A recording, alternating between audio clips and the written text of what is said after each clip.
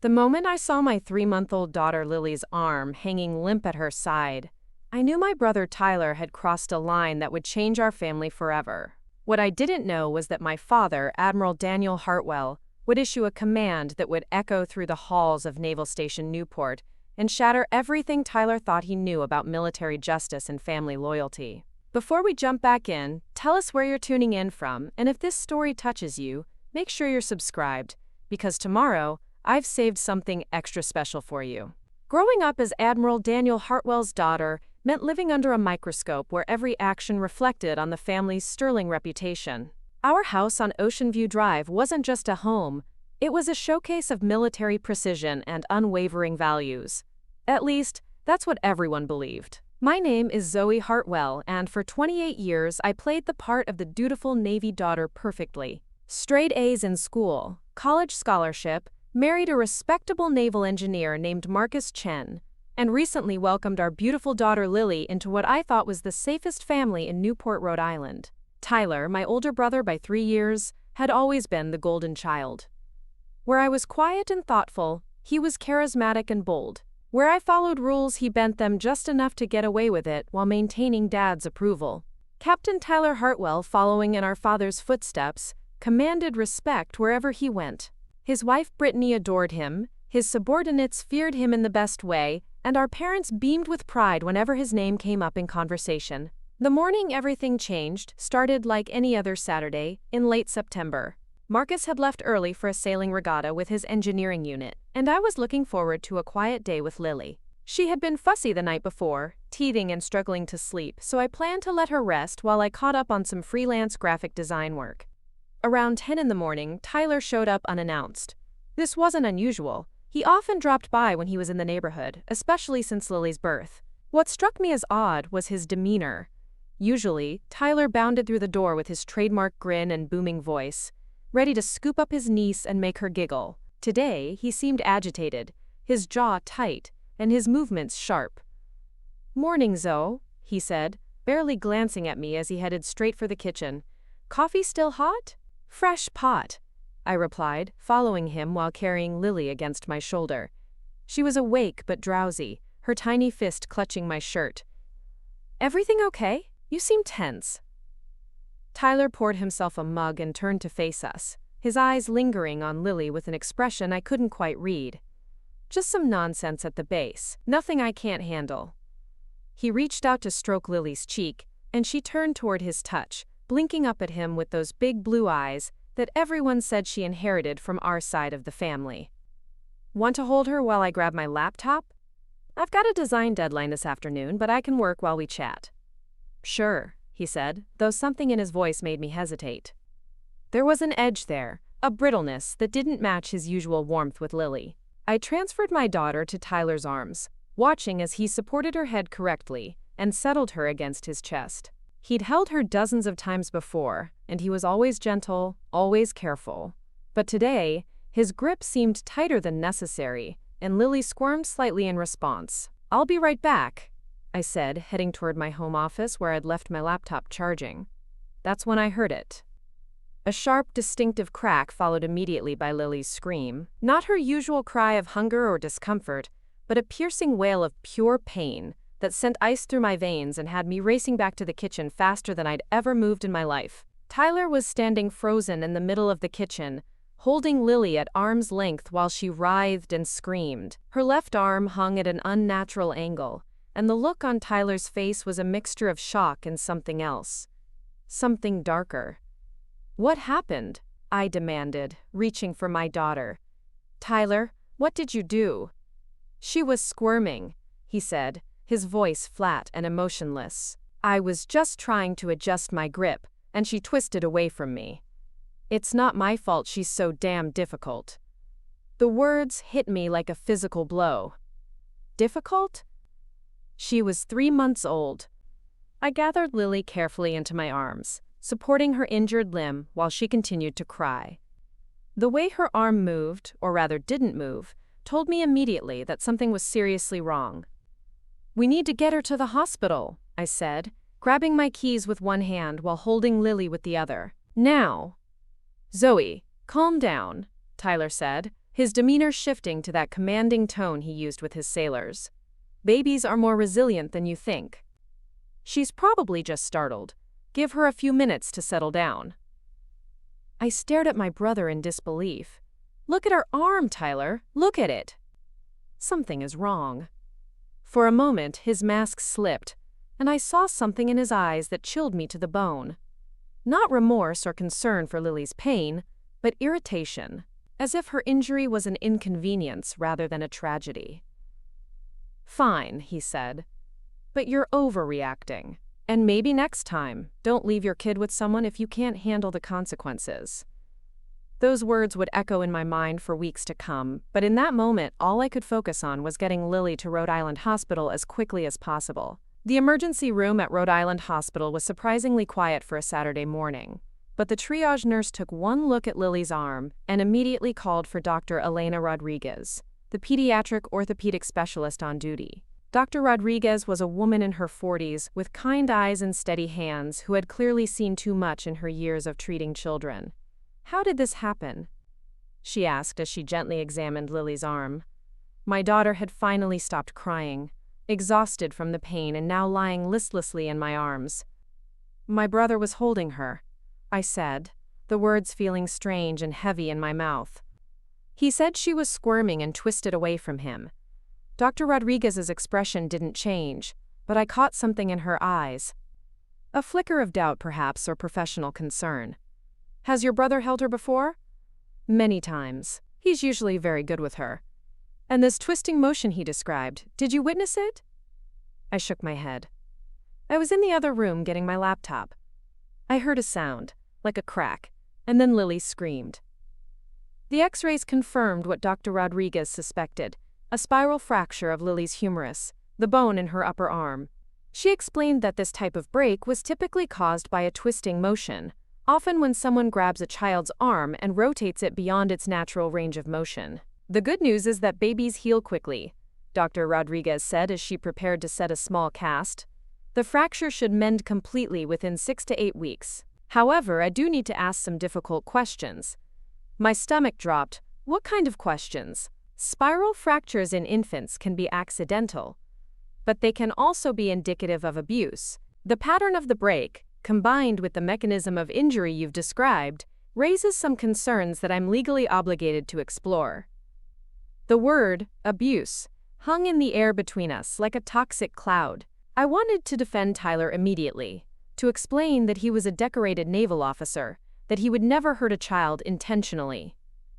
But something held me back. The memory of his expression in the kitchen, that cold irritation when Lily cried, wouldn't leave me alone. "I understand you need to ask," I said carefully. "What do you need to know?" Dr. Rodriguez's questions were thorough and professional. She asked about Tyler's relationship with Lily, his experience with children, any signs of stress or unusual behavior. She examined Lily for other signs of injury and found none, which she noted as positive. Finally, she asked if I felt comfortable with Tyler being around Lily in the future. That question stopped me cold. Did I feel comfortable? The honest answer was that I didn't know anymore. After Lily was discharged with her tiny cast and a follow-up appointment scheduled, I drove home in a daze. Marcus had returned from his regatta and was waiting anxiously in the driveway, having received my frantic text message about the hospital visit. When I told him what happened, his face went through the same progression of emotions I'd experienced: shock, concern, and then a cold, hard anger. "Where is Tyler now?" Marcus asked, his voice carefully controlled. "I don't know. He left right after we got to the hospital. He said he had to get back to base." Marcus nodded slowly, processing the information. My husband was not a confrontational man by nature, but when it came to protecting his family, he could be formidable. "We need to call your parents." I knew he was right, but the thought of that conversation filled me with dread. How do you tell your father, a man who had dedicated his life to honor and service, that his son might have hurt his granddaughter? How do you explain that the golden child of the family had shown a side of himself that was ugly and dangerous?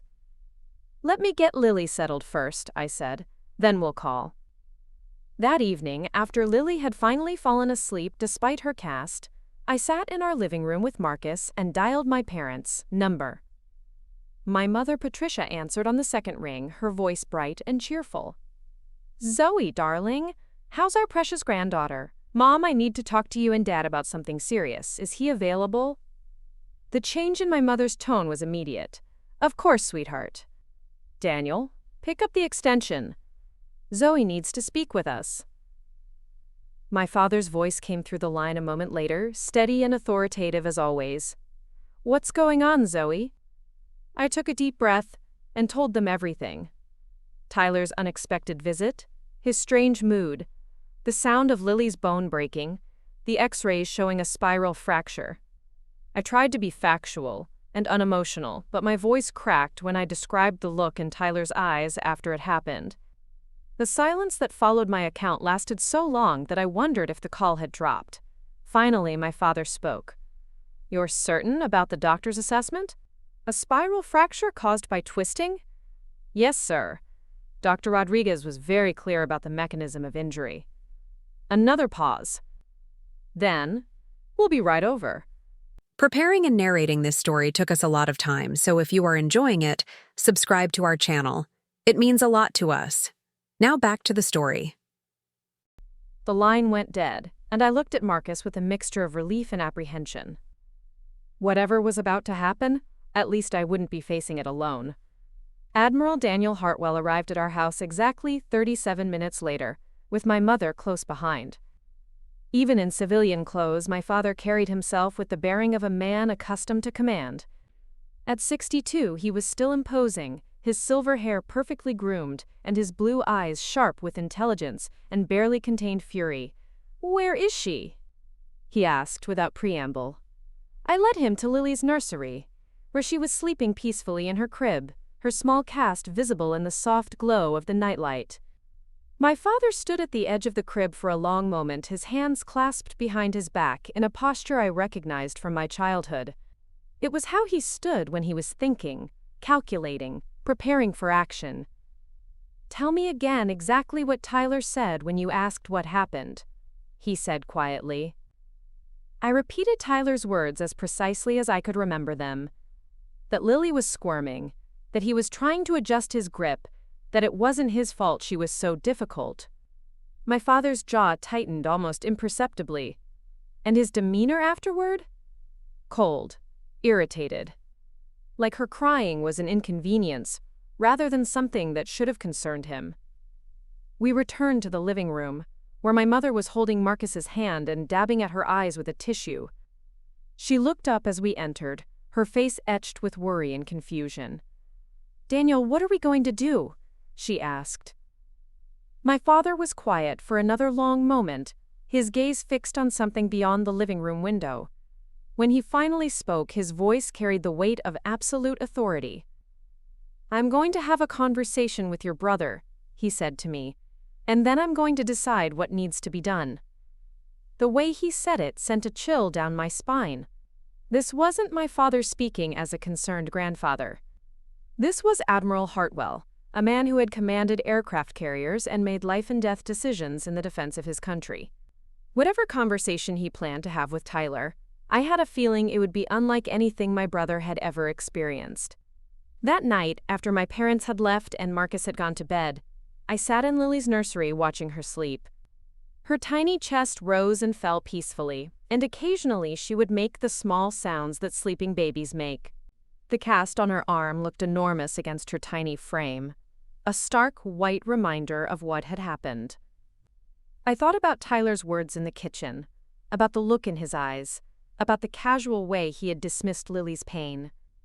I thought about all the times growing up when Tyler had gotten away with things that I would have been punished for, how his charm and charisma had always shielded him from consequences. But this was different. This wasn't about broken curfews or minor infractions. This was about my daughter, about the safety of an innocent child who depended on the adults in her life to protect her. As I sat there in the dim light of the nursery, I made a decision that would change everything. Whatever my father planned to do about Tyler, I would support him completely. Because Lily deserved better than a family that prioritized reputation over truth, charm over character. The golden child's reign was about to come to an end, and Admiral Daniel Hartwell was going to be the one to end it. The call came at 0600 hours sharp the next morning. I was already awake, having spent most of the night checking on Lily and replaying the events of the previous day in my mind. When my phone buzzed with my father's contact information, I answered immediately. "Zoe, I need you to bring Lily to the base hospital this morning for a second opinion." Admiral Hartwell's voice was crisp and professional. "Dr. Commander Sarah Mitchell will be examining her at 0800. I've also arranged for photography to document her injuries thoroughly." "Dad, is that really necessary?" Dr. Rodriguez was very thorough yesterday. "Humor me, Zoe. In situations like this, documentation is everything." Commander Mitchell specializes in cases involving potential child abuse within military families. Her assessment will carry significant weight if we need to pursue formal action. The words, formal action, sent a jolt through me. What kind of formal action? That depends on what we uncover. Tyler has agreed to meet with me this afternoon at 1500 hours. I want all the facts before that conversation takes place. After hanging up, I woke Marcus and explained the situation. He nodded grimly and helped me prepare Lily for another medical visit. The drive to Naval Station Newport felt surreal. I had grown up visiting this base, playing in the officer housing areas, attending countless military functions. It had always felt like the safest place in the world. Now, as we passed through the security gates, it felt like we were entering a different kind of battlefield. Commander Mitchell turned out to be a woman in her early 50s, with steel gray hair and intelligent brown eyes that missed nothing. Her examination of Lily was even more thorough than Dr. Rodriguez's had been, and she asked detailed questions about Tyler's military service, his temperament, and his interactions with children. "Has Captain Hartwell ever expressed frustration with parenting responsibilities?" she asked while gently manipulating Lily's uninjured arm to test her reflexes. "He doesn't have children of his own," I replied, "but he's always seemed to enjoy spending time with Lily. Until yesterday, I confirmed." Commander Mitchell completed her examination and turned to face Marcus and me directly. "Mrs. Chen, I'm going to be completely frank with you. The injury pattern your daughter sustained is highly consistent with what we call non-accidental trauma. The spiral fracture of the humerus in an infant this young typically requires a significant amount of force, applied in a very specific way." Marcus leaned forward in his chair. "Are you saying Tyler did this intentionally?" "I'm saying that accidents resulting in this type of injury are extremely rare. When they do occur accidentally, it's usually in the context of a fall or other traumatic event, not during routine handling of an infant." The documentation process took another hour. Commander Mitchell photographed Lily's cast from multiple angles, measured the circumference of her arm, and created detailed notes about the positioning and extent of the fracture. Every detail was recorded with military precision. "These records will be forwarded to Admiral Hartwell and will become part of the official case file," she explained as we prepared to leave. "I've also taken the liberty of contacting Child Protective Services. They'll want to conduct their own investigation." My heart sank. "Is that really necessary?" "He's family." Commander Mitchell's expression softened slightly. "Mrs. Chen, family relationships don't make children immune to harm. Sometimes they make them more vulnerable. Your daughter deserves protection, regardless of who poses the threat." We returned home to find Mrs. Helen Carter, our elderly neighbor, waiting on our front porch. Mrs. Carter was in her 70s, a retired librarian who had lived on Ocean View Drive for 40 years. She knew everyone in the neighborhood and had a reputation for being observant and discreet. "Zoe, dear, I hope you don't mind me stopping by," she said, her voice trembling slightly. "I heard about little Lily's accident, and I wanted to check on her." "That's very kind of you, Mrs. Carter. She's doing as well as can be expected." Mrs. Carter hesitated, wringing her hands. "There's something else, dear. Something I think you should know. I was in my garden yesterday morning when I heard shouting from your house." Marcus and I exchanged glances. "Shouting?" It was Tyler's voice. He was saying something about being tired of dealing with crying and how some people don't deserve to have children. It was quite loud, dear, quite angry. I thought about coming over, but then I heard your car leaving, and everything got quiet. The blood drained from my face. You're certain it was Tyler? Oh, yes, dear. I've known that boy since he was in elementary school. It was definitely him. And Zoe, I want you to know that if anyone asks me about what I heard, I'll tell them the truth. That precious baby shouldn't have to suffer because adults can't control their tempers. After Mrs. Carter left, Marcus and I sat in stunned silence.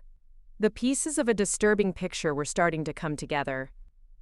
Tyler's agitation when he arrived, his strange demeanor while holding Lily, his callous reaction to her injury, and now evidence that he had been shouting angrily before the incident occurred. This wasn't an accident, Marcus said finally. No. I agreed. I don't think it was.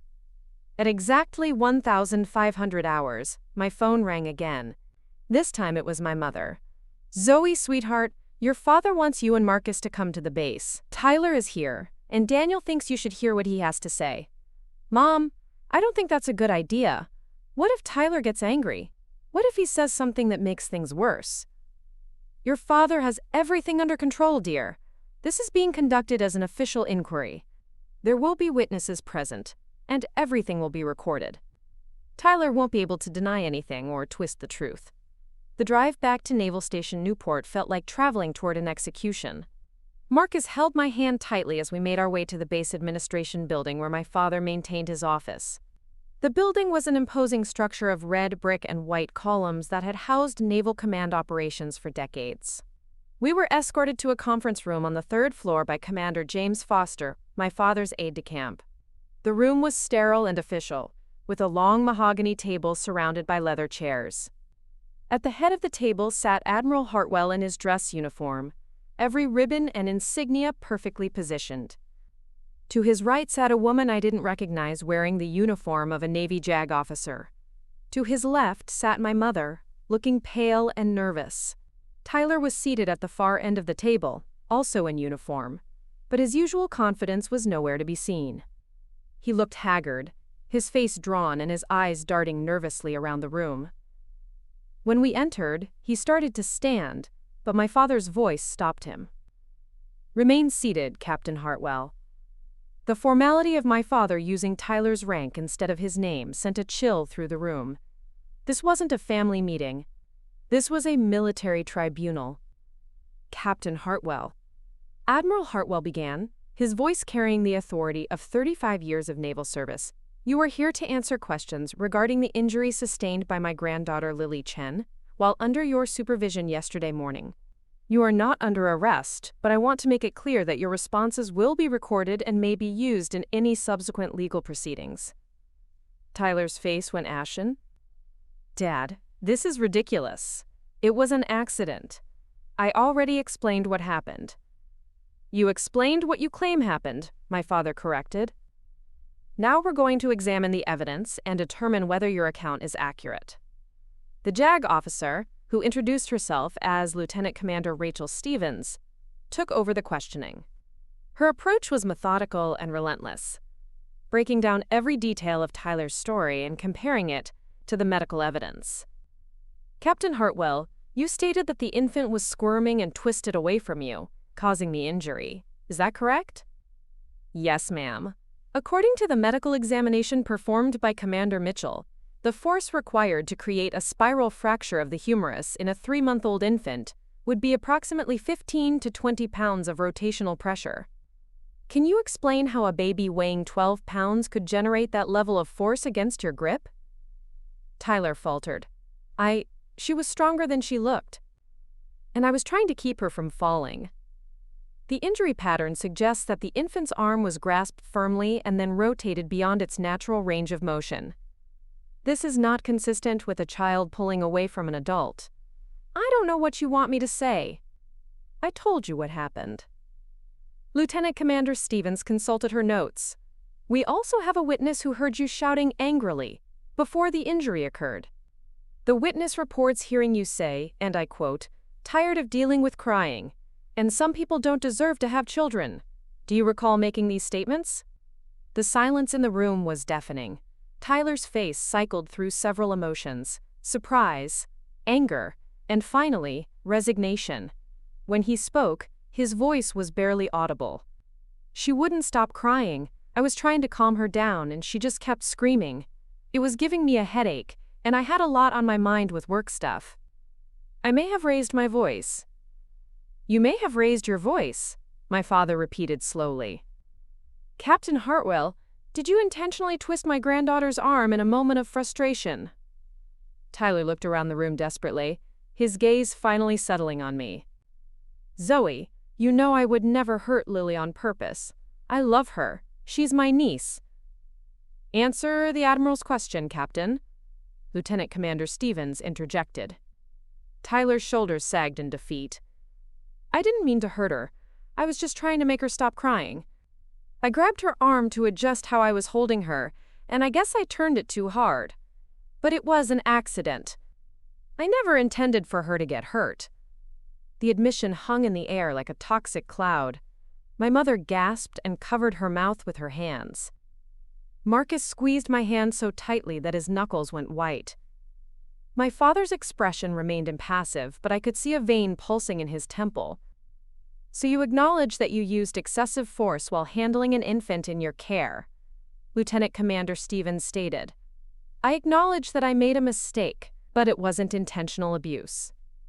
Admiral Hartwell leaned forward in his chair. Captain Hartwell, in your military career, have you ever been in command of personnel who made mistakes that resulted in injury or damage? Yes, sir. And how did you handle those situations? Tyler looked confused by the question. I held them accountable for their actions. Mistakes have consequences, even when they're not intentional. Excellent.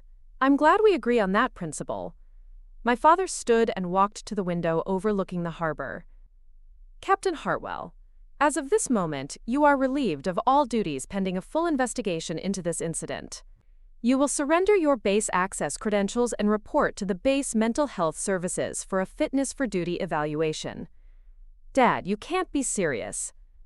Admiral Hartwell, my father corrected coldly. And I am completely serious.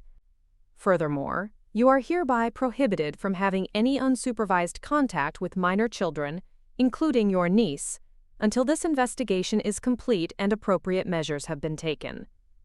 Tyler shot to his feet. This is insane. You're destroying my career over an accident. I am protecting innocent children from someone who has demonstrated that he cannot control his temper around them, Admiral Hartwell replied. Your career is the least of my concerns at this moment. Captain Hartwell, Lieutenant Commander Stevens added, you should also be aware that Child Protective Services has been notified of this incident. They will be conducting their own investigation, and their findings will be shared with the appropriate civilian authorities. The color drained from Tyler's face. Civilian authorities? You mean the police? I mean that if evidence supports criminal charges, this matter will be referred to the Newport Police Department for prosecution. Intentionally harming a child is a serious crime, regardless of your military rank or family connections. Tyler looked around the room one more time, his gaze pleading. When no one offered him support or sympathy, something in his demeanor shifted. The mask of contrition fell away, replaced by anger and entitlement. This is all because of her, he said, pointing at me. She's always been the favorite, always been the victim.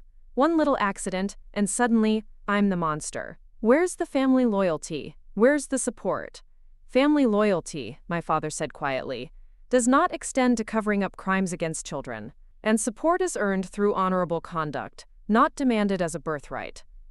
You're making a mistake, Dad, a huge mistake. When this blows over, you're going to regret destroying your son's career over nothing. Admiral Hartwell turned back to face Tyler, and for the first time in my life, I saw genuine disappointment in my father's eyes. Not anger, not frustration, but the deep, profound disappointment of a man who had believed in someone and been proven wrong. Captain Hartwell, the only mistake I made was failing to see who you really are underneath all the charm and accolades. That ends today. 2 military police officers entered the room to escort Tyler from the building. As he was led away, he turned back one final time. This isn't over, Zoe. You think you've won something, but you have no idea what you've just cost this family. The threat in his voice was unmistakable, and it sent a chill down my spine that would haunt me for weeks to come. The investigation that followed Tyler's confrontation with Admiral Hartwell revealed a pattern of behavior that none of us had seen coming. Over the next 2 weeks, Child Protective Services conducted interviews with family members, neighbors, and Tyler's military colleagues. What emerged was a picture of a man who had been hiding his true nature behind a carefully constructed facade for years. Commander James Foster, my father's aide, was the first to bring disturbing information to light. During a private meeting with Admiral Hartwell, he revealed that there had been complaints about Tyler's treatment of junior officers under his command. "Sir, I didn't think it was appropriate to bring this up during the formal hearing, but there have been 3 separate incidents over the past 18 months, Commander Foster explained as he briefed my father in his office. I was present for this meeting at my father's request, as he wanted me to understand the full scope of what was being uncovered. "What kind of incidents?" Admiral Hartwell asked. "Excessive physical contact during training exercises, sir. One ensign reported that Captain Hartwell grabbed his arm so forcefully during a deck drill that it left bruises. Another complained that he was shoved against a bulkhead during what was supposed to be a routine inspection. The incidents were reported through proper channels, but Captain Hartwell's commanding officer chose to handle them internally with counseling rather than formal discipline." My father's expression grew darker with each detail. "Why wasn't I informed of these reports?" Captain Hartwell's CO felt that the incidents were isolated and that counseling would be sufficient. The complainants were also somewhat reluctant to pursue formal charges against a senior officer. In other words, they were intimidated into silence. "That's the impression I got, yes, sir." This revelation led to a deeper investigation into Tyler's military record. What Admiral Hartwell discovered was a pattern of complaints that had been minimized or swept under the rug by commanding officers who didn't want to damage the career of a promising young captain. The complaints weren't just about physical aggression. There were also reports of verbal abuse, threats, and behavior that several subordinates described as, quote, controlling and unpredictable. Meanwhile, the Child Protective Services investigation was producing its own disturbing findings. The caseworker assigned to Lily's case, Mrs. Angela Martinez, conducted extensive interviews with anyone who had witnessed Tyler's interactions with children over the years.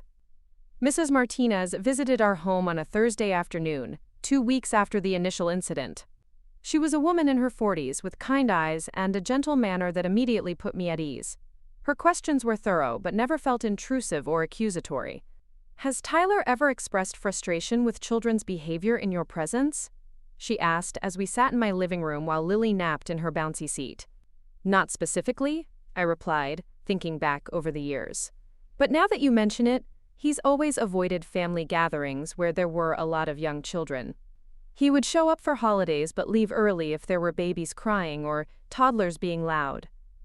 "Did he ever make comments about parenting or child rearing?" I paused, remembering a conversation from the previous Christmas. "He said something once about how his generation was raised better because parents weren't afraid to discipline their children. He thought modern parents were too soft and that children were becoming spoiled and difficult as a result." Mrs. Martinez made notes. "Did he specify what kind of discipline he thought was appropriate?" "He talked about how our father was strict with us growing up, how we learned to follow orders and show respect. He said children today don't understand consequences." As Mrs. Martinez continued her investigation, she discovered that several other family members had concerning experiences with Tyler around children. Our cousin Rebecca, who had 2 young sons, revealed that she had stopped inviting Tyler to family gatherings after he grabbed her 4-year-old's wrist too hard when the child was reaching for a cookie without permission. "I thought maybe I was overreacting," Rebecca told Mrs. Martinez during a phone interview. "But my son had finger-shaped bruises on his wrist the next day. When I asked Tyler about it, he said that children need to learn boundaries and that a little discomfort teaches them respect." Even more disturbing was the account from Brittany, Tyler's wife.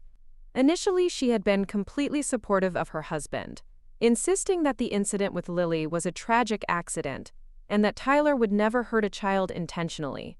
However, as the investigation progressed and evidence mounted, her story began to change. During her 3rd interview with Mrs. Martinez, Brittany broke down and admitted that she had been concerned about Tyler's temper for months.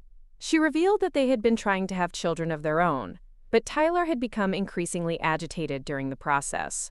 He said that if we had kids, they would have to learn to behave properly from day one. Brittany confessed. He talked about how he wasn't going to tolerate crying or tantrums, and that children who couldn't control themselves needed to be taught discipline. I thought he was just talking, you know? I never thought he would actually hurt anyone. She also revealed that Tyler had become increasingly critical of my parenting style, saying that Marcus and I were too permissive with Lily and that we were setting her up to be a difficult child.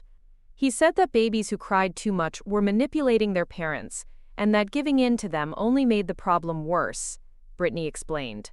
He thought you and Marcus were weak for responding to Lily's needs instead of teaching her to self-soothe.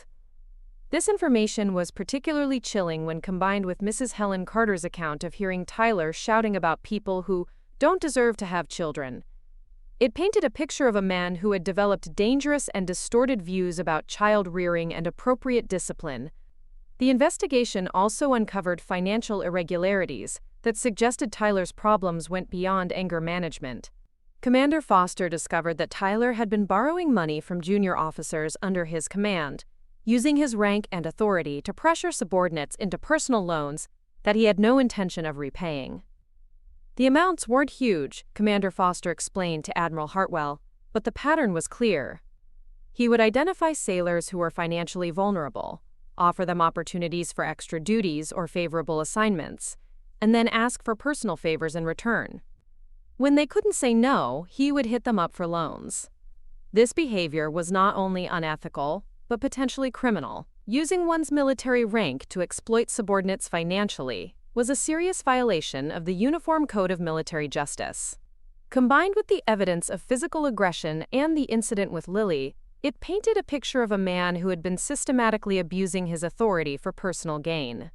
As the evidence mounted, Admiral Hartwell made the decision to convene a formal court-martial. This was an agonizing choice for him, as it meant exposing the family's private struggles to public scrutiny and potentially destroying Tyler's military career permanently. However, the weight of evidence and the seriousness of the charges left him no alternative. I took an oath to defend the Constitution and protect those who cannot protect themselves, he explained to me during one of our private conversations. That oath doesn't have exceptions for family members. The court-martial was scheduled for 6 weeks after the initial incident with Lily. In the meantime, Tyler was confined to quarters and prohibited from leaving base without escort. He was also required to undergo psychological evaluation to determine his fitness for continued military service. Dr. Patricia Williams, the base psychiatrist who conducted Tyler's evaluation, found evidence of narcissistic personality traits, difficulty managing anger, and what she described as an inappropriate sense of entitlement regarding his authority over others. Her report recommended immediate removal from any position involving command authority and mandatory anger management counseling. Captain Hartwell demonstrates a pattern of behavior consistent with someone who views other people primarily as objects to be controlled rather than individuals deserving of respect, Dr. Williams wrote in her assessment. His inability to accept responsibility for his actions and his tendency to blame others for the consequences of his behavior suggest a fundamental lack of empathy that makes him unsuitable for positions of trust and authority. As the court-martial date approached, Tyler's behavior became increasingly erratic. He made several attempts to contact me directly, despite the no-contact order that was in place. These contacts ranged from pleading voicemails asking me to tell the truth about what happened, to angry text messages accusing me of destroying the family for my own selfish purposes. One particularly disturbing message arrived 3 days before the court-martial was scheduled to begin. "You think you've won, but this is just the beginning. You have no idea what you've started, and you're going to regret it for the rest of your life." Marcus immediately reported the message to the military police, and Tyler's confinement was upgraded to include monitoring of all his communications. The fact that he was willing to violate a direct order and threaten a family member while facing court-martial only reinforced the evidence that he was fundamentally unable to control his impulses or accept consequences for his actions. The night before the court-martial, I sat in Lily's nursery watching her sleep. Her cast had been removed the week before, and her arm had healed completely. Physically, she showed no signs of what Tyler had done to her, but I knew that the psychological scars on our family would take much longer to heal. Admiral Hartwell had warned me that the court-martial would be difficult. Tyler's defense attorney would likely try to portray the incident as a tragic accident, emphasize Tyler's military service and decorations, and possibly even suggest that I was an overprotective mother who had blown a minor incident out of proportion. "Are you prepared for them to attack your character?" my father had asked me during one of our preparation sessions. "I'm prepared for whatever it takes to make sure Tyler can never hurt another child," I replied. My father nodded approvingly. "Good. Because tomorrow, we're going to finish what Tyler started when he decided that his convenience was more important than my granddaughter's safety." The courtroom at Naval Station Newport was packed with military personnel, family members, and media representatives who had gotten wind of the unusual case of a decorated Navy captain being court-martialed for child abuse. The proceedings were being conducted under the Uniform Code of Military Justice, which meant that Admiral Hartwell, despite being Tyler's father, had no direct role in the legal proceedings beyond ensuring that justice was served. Tyler sat at the defendant's table in his dress uniform, but the decorations and ribbons that had once been sources of pride now seemed like relics from another life. His defense attorney, Lieutenant Commander Michael Torres, was a seasoned military lawyer known for his ability to humanize defendants and create reasonable doubt in the minds of military juries. The prosecution was being handled by Major Catherine Brooks, a JAG officer with a reputation for methodical case preparation and an unwavering commitment to protecting victims of military crimes. She had spent weeks building an airtight case that went far beyond the single incident with Lily. As the proceedings began, Major Brooks outlined the charges against Tyler: assault on a minor child, conduct unbecoming an officer, and abuse of authority under the Uniform Code of Military Justice. She explained that the prosecution would prove not only that Tyler had intentionally harmed Lily, but that his actions were part of a broader pattern of abuse and misconduct that made him unfit for military service. "Ladies and gentlemen of the jury," Major Brooks began her opening statement, "this case is about more than a single moment of poor judgment.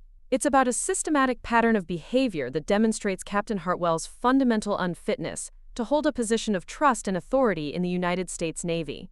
She methodically laid out the evidence: the medical testimony showing that Lily's injuries could not have occurred accidentally, the witness statements documenting Tyler's history of aggressive behavior, the financial exploitation of subordinates, and the threats he had made following his arrest. "The defendant wants you to believe that this was an isolated incident, a moment of frustration that got out of hand," Major Brooks continued. "But the evidence will show that Captain Hartwell has a history of using his position and physical size to intimidate and control others, including the most vulnerable members of our military community and his own family." Lieutenant Commander Torres's opening statement focused on Tyler's military service record, his decorations for valor, and his previously unblemished record. He portrayed the incident with Lily as a tragic accident that had been blown out of proportion by an overprotective family and an overzealous investigation. "Captain Hartwell is a decorated officer who has served his country with distinction for over a decade," Torres argued. "He made a mistake, a terrible mistake that he will regret for the rest of his life. But a mistake is not a crime, and destroying a good man's career will not undo what happened to his niece."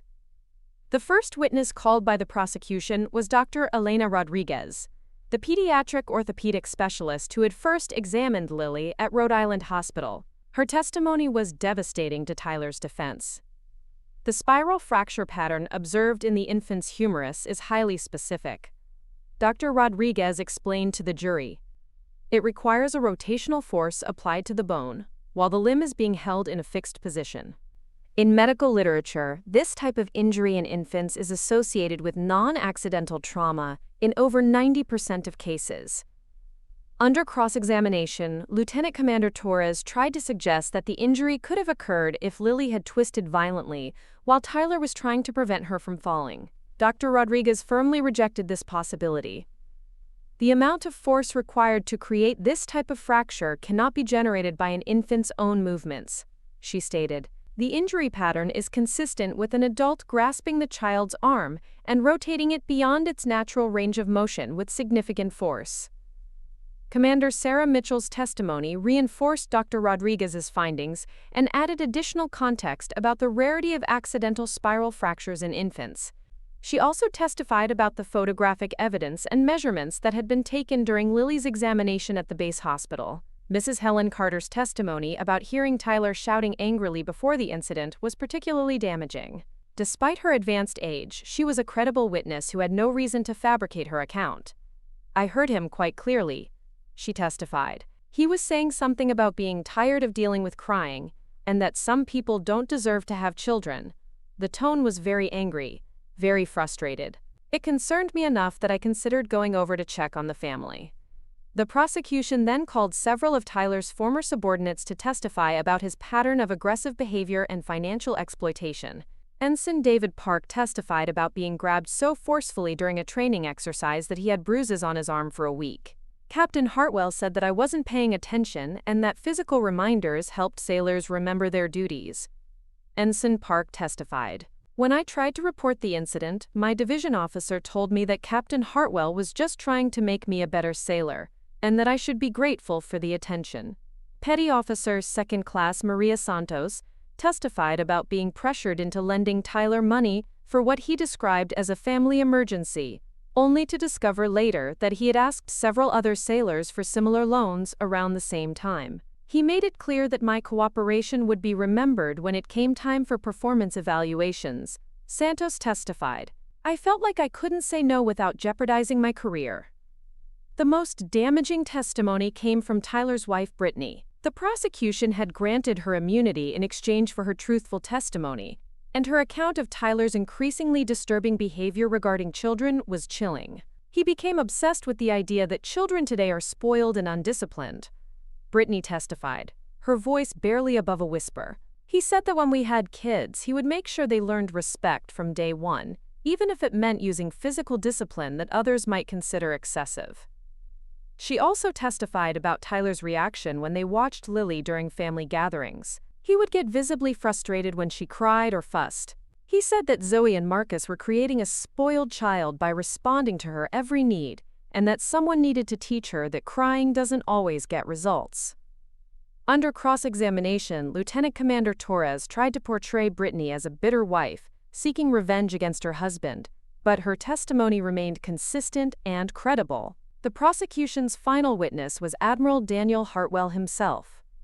As Tyler's father, his testimony carried enormous weight with the military jury. Admiral Hartwell took the stand in his dress uniform, every ribbon and decoration perfectly positioned, representing 35 years of honorable naval service. "Admiral Hartwell," Major Brooks began, "this must be incredibly difficult for you, testifying against your own son." "It is," Admiral Hartwell replied, his voice steady but strained. "But my duty is to the Navy, to justice, and to the protection of those who cannot protect themselves. Personal relationships cannot supersede those obligations." "Can you describe your reaction when you learned about your granddaughter's injuries?" Admiral Hartwell paused for a moment before responding. "I was initially concerned about Lily's welfare and recovery, but when I learned the details of how the injury occurred and saw the medical evidence, I realized that this was not an accident. As both a grandfather and a naval officer, I knew that action had to be taken." "What convinced you that Captain Hartwell's account of the incident was not truthful?" "The medical evidence was conclusive. The type of injury Lily sustained cannot occur accidentally during normal handling of an infant." Combined with witness testimony about his angry statements before the incident and his lack of remorse afterward, it became clear that my son had intentionally harmed my granddaughter. Under cross-examination, Lieutenant Commander Torres tried to suggest that Admiral Hartwell was being unduly harsh because of his position and reputation, that he was sacrificing his son to protect his own career. "Admiral, isn't it true that you're more concerned about how this incident reflects on your family's reputation than you are about seeking justice?" Admiral Hartwell's response was immediate and forceful. "Lieutenant Commander, I have spent my entire adult life serving this country and upholding the values of honor, courage, and commitment that define the Navy. Those values do not allow for exceptions based on family relationships. If anything, my son's actions reflect more poorly on my family than any investigation or court-martial ever could. But surely you understand that ending your son's military career over what might have been a moment of poor judgment seems excessive. What seems excessive to me, Admiral Hartwell replied, is the idea that wearing this uniform should protect someone from the consequences of harming a child. My son took an oath to protect and defend. Instead, he used his position and authority to intimidate others and ultimately to harm an innocent baby. That is not a moment of poor judgment. That is a fundamental betrayal of everything we stand for. The defense case was brief and largely ineffective. Lieutenant Commander Torres called character witnesses who testified about Tyler's military accomplishments and his previous good conduct. However, these testimonies were undermined by the prosecution's evidence of Tyler's hidden pattern of abusive behavior. Tyler himself chose not to testify, a decision that likely saved him from further damaging cross-examination but also meant that the jury never heard directly from him about his version of events. In his closing argument, Lieutenant Commander Torres made one final attempt to portray Tyler as a good man who had made a terrible mistake. Captain Hartwell is not a monster, Torres argued. He is a human being who made an error in judgment that he will regret for the rest of his life. Destroying his career and sending him to prison will not heal baby Lily's arm or undo what happened. It will only create another victim in this tragic situation. Major Brooks's closing argument was devastating in its clarity and moral force. Ladies and gentlemen, the defense wants you to believe that this is about a single mistake, but the evidence shows a pattern of abuse that culminated in the assault of a defenseless infant. She began. Captain Hartwell had every advantage in life: education, training, position, and authority. Instead of using those advantages to protect others, he used them to intimidate, exploit, and ultimately to harm those under his power. The defendant's own father, a decorated admiral, has testified that his son's actions represent a fundamental betrayal of naval values. The medical evidence is clear, the witness testimony is credible, and the pattern of behavior is undeniable.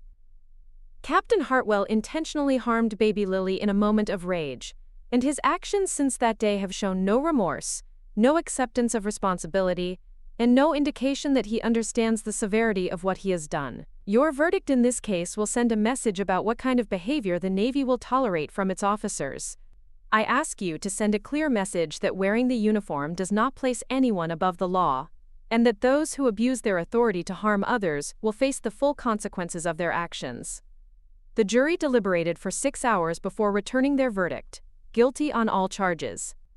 Tyler showed no emotion as the verdict was read, but I could see Brittany weeping quietly in the gallery. The sentencing phase took place the following day. Major Brooks presented evidence of the ongoing impact of Tyler's actions, including testimony from Dr. Patricia Williams about the psychological evaluation and the potential for future violent behavior. Admiral Hartwell was called to make a victim impact statement on behalf of the family. "Your Honor," he began, "the defendant's actions have not only harmed my granddaughter physically, but they have shattered the trust and safety that should exist within a family. His refusal to accept responsibility and his attempts to intimidate witnesses have shown that he represents a continued threat to those around him.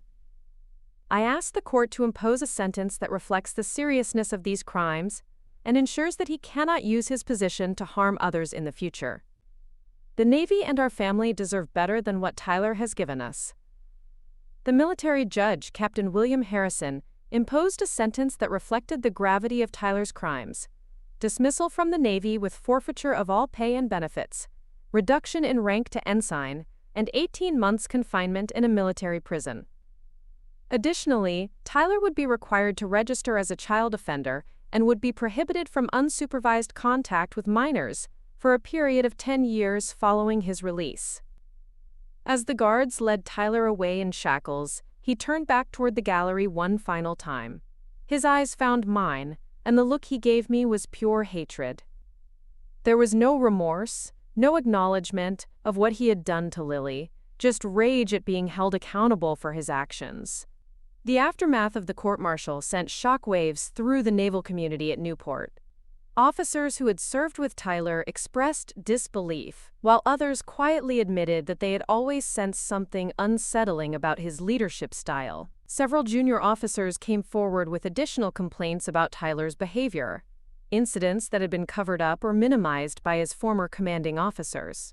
Admiral Hartwell found himself facing difficult questions about how Tyler's pattern of abuse had gone undetected for so long. In response, he initiated a comprehensive review of reporting procedures and implemented new training programs designed to help military personnel recognize and report abusive behavior by superior officers. "We failed those sailors who tried to report Tyler's misconduct," Admiral Hartwell admitted during a base-wide briefing following the court-martial. "We allowed a culture of silence and intimidation to protect an officer who should never have been allowed to continue in a position of authority. That failure ends today." The changes Admiral Hartwell implemented went beyond mere policy updates. He established an independent ombudsman's office, where service members could report misconduct without fear of retaliation, and he personally reviewed every complaint that had been filed against officers under his command over the previous 5 years. What he discovered was deeply disturbing. Tyler's case was not isolated. There were several other instances where complaints about officer misconduct had been minimized or swept under the rug to protect careers and maintain unit cohesion. Admiral Hartwell initiated investigations into each of these cases and took disciplinary action against commanding officers who had failed to properly address reports of abuse. Meanwhile, the civilian authorities in Newport had been conducting their own investigation into Tyler's actions. The Newport Police Department, working in coordination with the Rhode Island Department of Children, Youth, and Families, built a criminal case that resulted in additional charges being filed against Tyler in civilian court.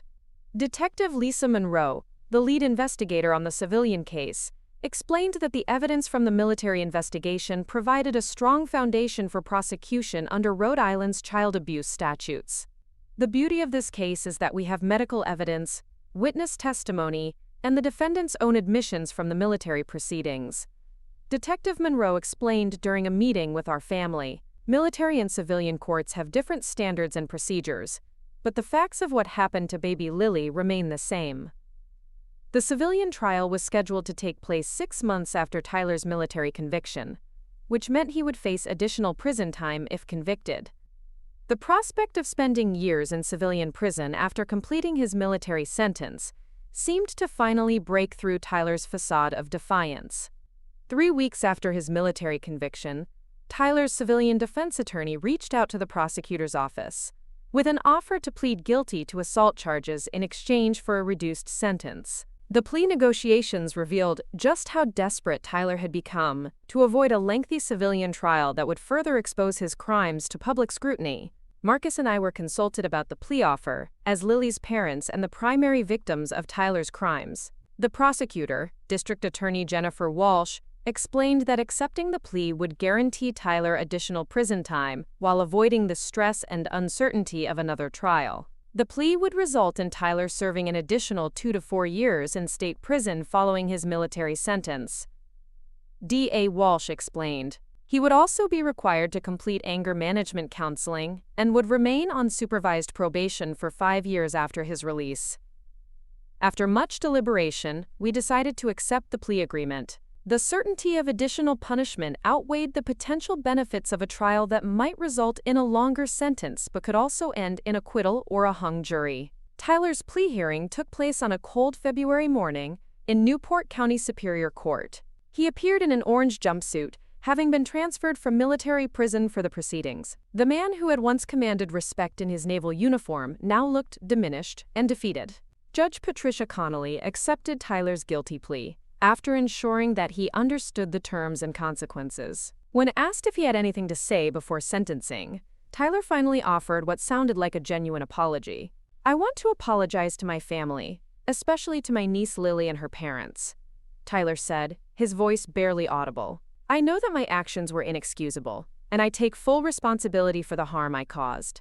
I hope that someday I can earn the chance to make amends for what I've done." The apology felt hollow to me, coming only after Tyler had exhausted all his legal options and faced the reality of additional prison time. But it was the first time he had publicly acknowledged the harm he had caused without making excuses or blaming others.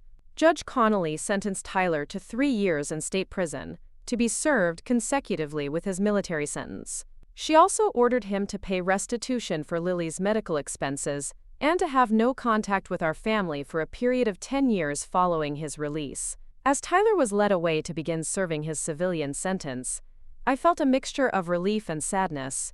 Relief that justice had been served, and that Tyler would be unable to harm other children for years to come. Sadness that it had taken such extreme measures to hold him accountable for his actions and protect innocent victims from his abuse. The ripple effects of Tyler's conviction continued to spread through both the military and civilian communities. Admiral Hartwell's reforms at Naval Station Newport became a model for other military installations, and he was eventually asked to lead a Navy-wide initiative to address sexual assault and abuse within the ranks. Brittany filed for divorce from Tyler shortly after his civilian conviction. She had been living under a cloud of suspicion and judgment from the military community, and she made the difficult decision to start over with a new identity and location. Before leaving Newport, she came to our house to apologize personally for not recognizing the signs of Tyler's abusive behavior sooner. "I keep thinking about all the warning signs I ignored," Brittany told me as we sat in my living room while Lily played on a blanket nearby. "The way he talked about children. His temper when things didn't go his way. The complaints from his sailors that I dismissed as personality conflicts. I should have seen what he was capable of." "None of us saw it," I replied. Tyler was very good at hiding his true nature. Even Dad didn't realize how dangerous he had become until it was almost too late. Brittany watched Lily playing with her toys, her tiny arm moving normally, with no sign of the trauma Tyler had inflicted. "How is she doing? Does she show any signs of remembering what happened?" "She's too young to remember the incident itself, but we're watching for any signs of developmental issues or fear around men. So far, she seems to be developing normally." "I'm glad," Brittany said, tears streaming down her face. "I'm so sorry, Zoe. I'm sorry I didn't protect her from him. I'm sorry I didn't see who he really was." After Brittany left Newport, we rarely heard from Tyler's side of the family. His conviction had brought shame and scrutiny that most of his relatives preferred to avoid. The few family members who remained in contact expressed their support for our decision to press charges and their relief that Tyler's dangerous behavior had been exposed before he could harm other children. The investigation into Tyler's financial crimes also yielded results. The Navy's Criminal Investigative Service uncovered evidence that Tyler had been systematically exploiting junior personnel for personal gain for over 2 years. Several sailors who had been too intimidated to come forward initially provided testimony that led to additional charges being filed against Tyler. Petty Officer Santos, who had testified about being pressured into lending Tyler money, became an advocate for military personnel who faced similar exploitation.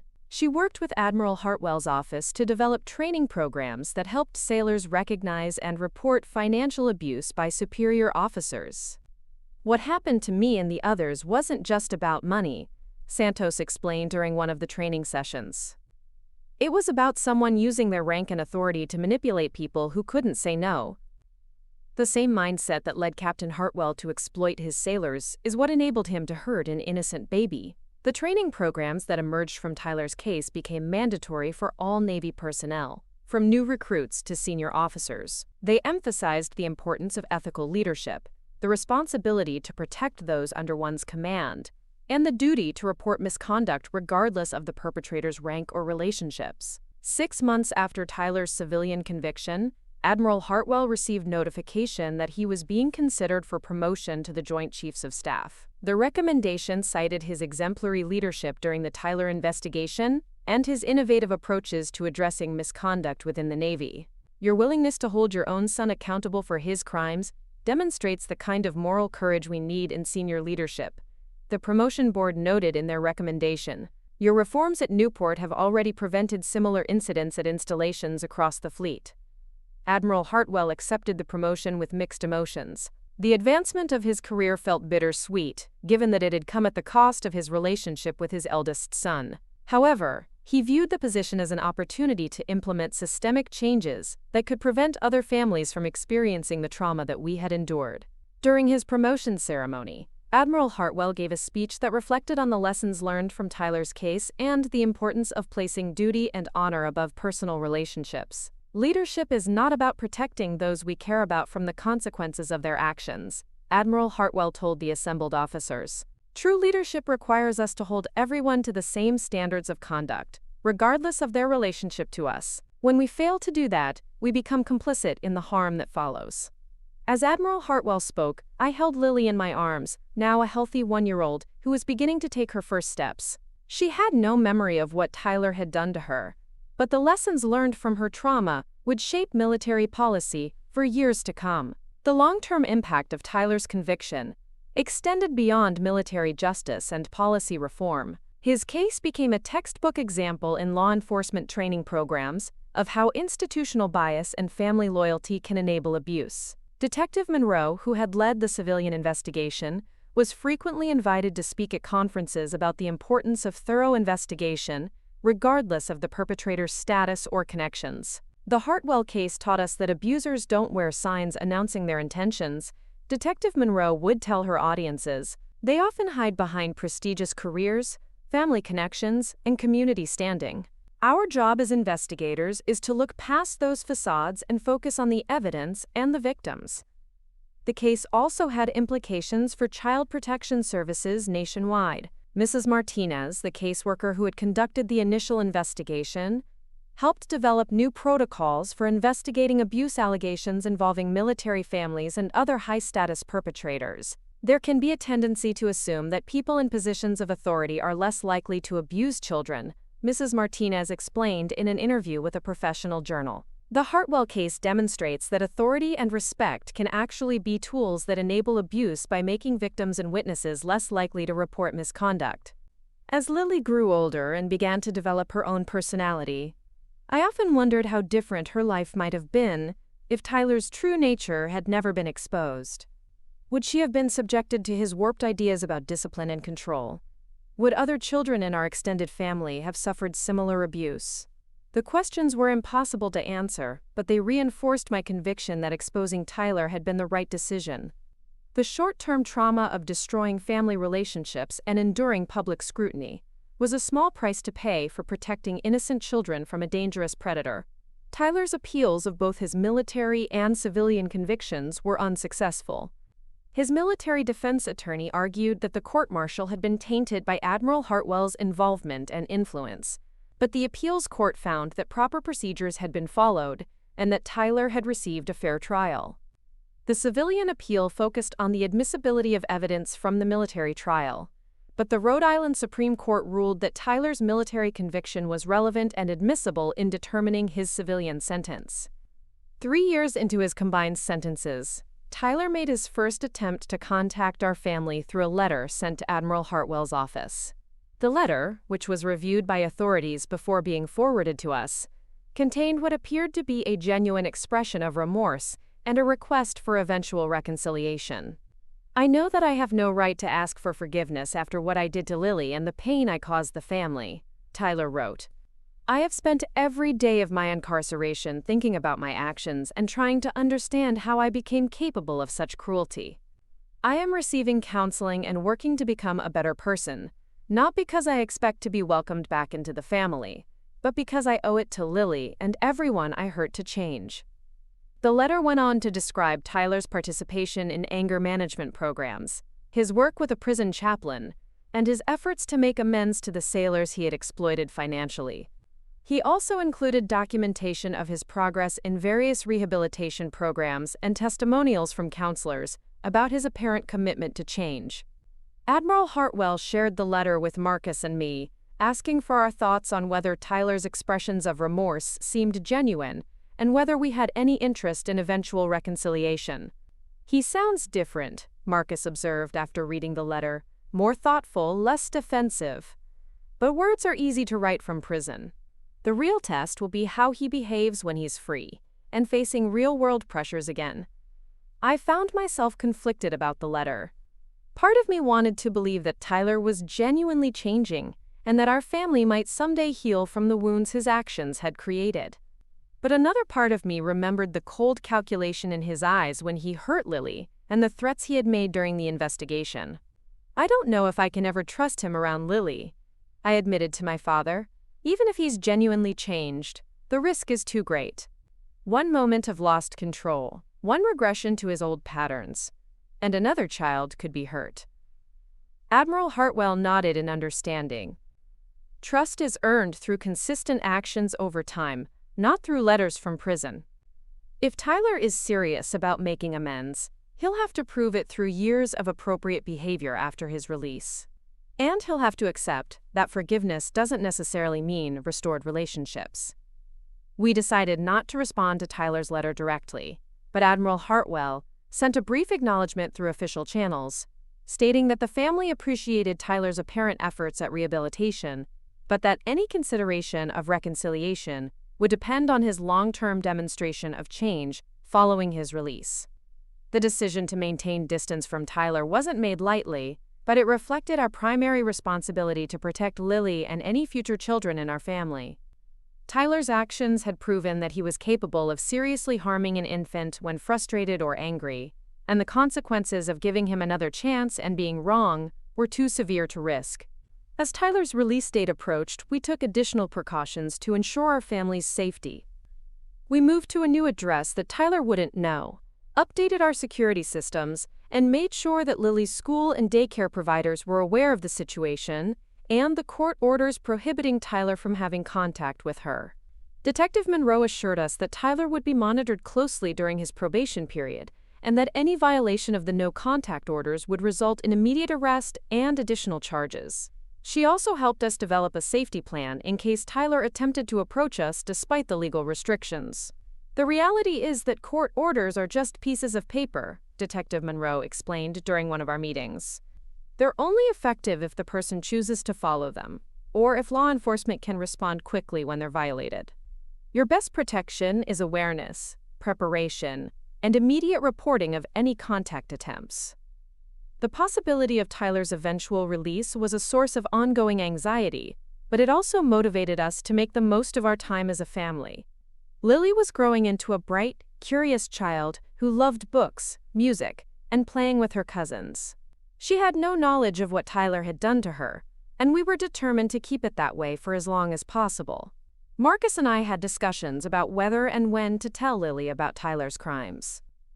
Child psychologists advised that she would eventually need to know some version of the truth, both for her own safety and to help her understand why certain family members were absent from her life. The goal is to give her age-appropriate information that helps her understand the importance of telling trusted adults if anyone ever hurts her, Dr. Sarah Kim, Lily's pediatrician, explained. "She doesn't need to know the graphic details, but she should understand that some people can't be trusted around children, and that's why certain safety rules exist." We planned to introduce the topic gradually as Lily got older, starting with general discussions about body safety and appropriate touch, then eventually explaining that some family members had made poor choices that resulted in them not being allowed to visit anymore. The approach seemed to be working well. Lily was developing into a confident, secure child who trusted the adults in her life and felt comfortable asking questions when she was confused or concerned about something. Her relationship with Admiral Hartwell was particularly strong. She called him Grandpa Admiral and loved hearing his stories about ships and sailing. Admiral Hartwell's new position with the Joint Chiefs of Staff kept him busy, but he made sure to spend quality time with Lily whenever possible. Their relationship had become even more precious to him after losing his connection with Tyler, and he was determined to be the kind of grandfather who provided both love and protection. "She's growing up so fast," Admiral Hartwell observed during one of our family dinners. "It seems like yesterday that she was that tiny baby in the hospital cast, and now look at her. She's becoming her own person, with her own personality and interests." Lily, now 3 years old, was indeed developing a strong sense of self. She was articulate, curious, and showed early signs of the leadership qualities that ran in our family. She also demonstrated a natural empathy that gave me hope for her future relationships and her ability to recognize both kindness and cruelty in others. The scars from Tyler's actions were still visible in our family dynamics, but they had also led to positive changes that might never have occurred otherwise. Admiral Hartwell's reforms had made the Navy a safer place for junior personnel, our family had developed stronger communication and support systems, and we had all gained a deeper appreciation for the importance of protecting vulnerable individuals from those who would abuse their power.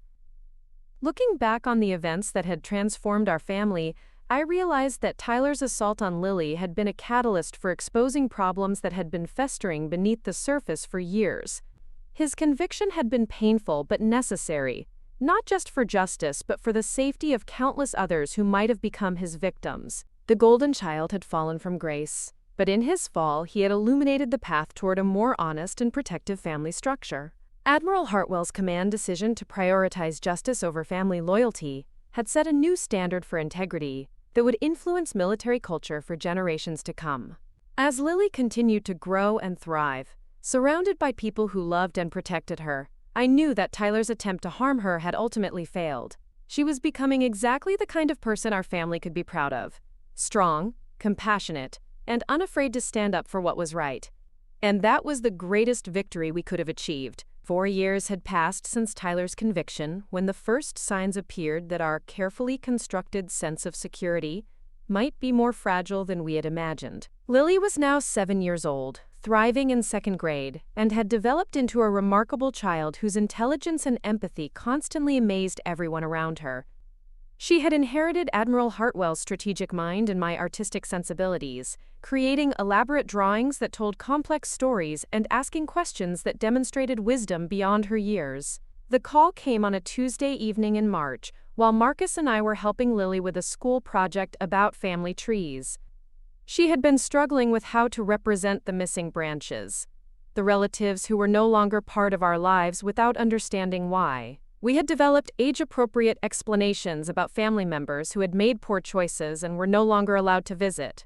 But Lily's natural curiosity meant these conversations were becoming more frequent and more detailed. Detective Monroe's voice on the phone carried a tension that immediately put me on alert. "Zoe, I need to inform you that Tyler Hartwell was released from state prison this morning. He completed his full sentence and is now on supervised probation, but I wanted you to know immediately so you could take appropriate precautions." The news hit me like a physical blow. Despite knowing this day would eventually come, the reality of Tyler being free felt surreal and terrifying. Marcus saw my expression and immediately moved closer, taking my free hand while Lily continued working on her project at the kitchen table, blissfully unaware that her world might be about to change again. "What does his probation entail?" I asked, trying to keep my voice steady so Lily wouldn't sense my anxiety. "He's required to report to a probation officer weekly, maintain employment, attend mandatory counseling sessions, and comply with the no-contact order regarding your family. He's also been assigned to a halfway house in Providence, which is about 40 minutes from your current location. Any violation of these terms will result in immediate arrest and additional charges." Detective Monroe went on to explain that Tyler had been a model prisoner during his incarceration, completing multiple rehabilitation programs and earning his GED along with certification in automotive repair. His counselors reported significant progress in anger management and impulse control, though they cautioned that the real test would be how he handled the stresses and temptations of life outside prison walls. "I want to emphasize that he's legally prohibited from coming anywhere near you, Lily, or Marcus," Detective Monroe continued. "The restraining order is still in effect and will remain so for another 6 years. However, I also want you to be realistic about the limitations of court orders. If Tyler chooses to violate these terms, the best we can do is respond quickly when notified." After ending the call, Marcus and I exchanged worried glances. We had hoped to have more time before facing this situation, time for Lily to mature, and for us to figure out how to explain the more complex aspects of our family's history. But Tyler's release meant we needed to have conversations we weren't fully prepared for. That night, after Lily had gone to bed, Marcus and I sat at our kitchen table discussing contingency plans. We reviewed our security systems, updated our emergency contacts, and talked about whether we needed to consider relocating again. The thought of uprooting Lily from the stable life we had built felt devastating, but her safety had to be our primary concern. Maybe we're overreacting, Marcus suggested. He's been in prison for 4 years, completed all those programs, and knows that any contact with us will send him right back. Why would he risk his freedom? Because he's Tyler, I replied. Because he's spent 4 years in prison thinking about how we destroyed his life instead of accepting responsibility for his actions. Because he's demonstrated repeatedly that he believes rules don't apply to him when he's frustrated or angry. The conversation was interrupted by Lily's voice calling from upstairs. She had woken up from a nightmare and needed comfort. As I tucked her back into bed and listened to her describe a dream about being lost in a maze, I realized that my own fears might be affecting her subconscious. Children are remarkably perceptive about adult anxiety, even when we think we're hiding it effectively. Admiral Hartwell arrived at our house the next morning, having driven down from Washington as soon as Detective Monroe had informed him of Tyler's release. At 70, he remained imposing in his civilian clothes, though I could see the weight of years and stress in the lines around his eyes. His relationship with Lily had become the source of his greatest joy. And I knew that Tyler's freedom posed a threat, not just to our immediate family, but to the new life Admiral Hartwell had built around his role as protector and grandfather. We need to discuss practical security measures, Admiral Hartwell said without preamble as we sat in the living room while Lily played in her bedroom upstairs. I've been in contact with the FBI's Domestic Terrorism Unit about threat assessment protocols for families of military personnel. While Tyler's case doesn't technically fall under their jurisdiction, they've provided some guidance about protective measures. He outlined a comprehensive plan that included upgrading our home security system, establishing check-in protocols when any of us traveled, and creating secure communication channels that couldn't be monitored or intercepted. He had also arranged for discreet surveillance of Tyler's halfway house and workplace to monitor his movements and behavior patterns. I want to be clear that these measures are precautionary, Admiral Hartwell emphasized. Tyler may very well comply with his probation terms and make no attempt to contact this family. But given his history of escalating behavior when he feels challenged or threatened, we need to be prepared for the possibility that his obsession with proving he was wronged will override his sense of self-preservation. The security upgrades were completed within a week, transforming our home into something that felt more like a fortress than a family residence. Motion detectors, cameras, and alarm systems created multiple layers of protection, but they also created a constant reminder of the threat we faced. Lily adapted to the changes with the resilience of childhood, treating the new security measures like an interesting game rather than a source of anxiety. 3 weeks after Tyler's release, we received our first indication that our concerns might be justified. Mrs. Henderson, the neighbor who had inadvertently provided crucial testimony during Tyler's trial, called to report seeing a man matching Tyler's description driving slowly past our old house on Ocean View Drive. The current residents had been briefed about the situation when they purchased the property, and they had immediately contacted both Mrs. Henderson and local police when they noticed suspicious activity. Detective Monroe investigated the report and confirmed that Tyler had indeed been in the neighborhood, though he claimed to his probation officer that he had simply gotten lost while driving to a job interview. The explanation was technically plausible, but the timing and location raised obvious red flags.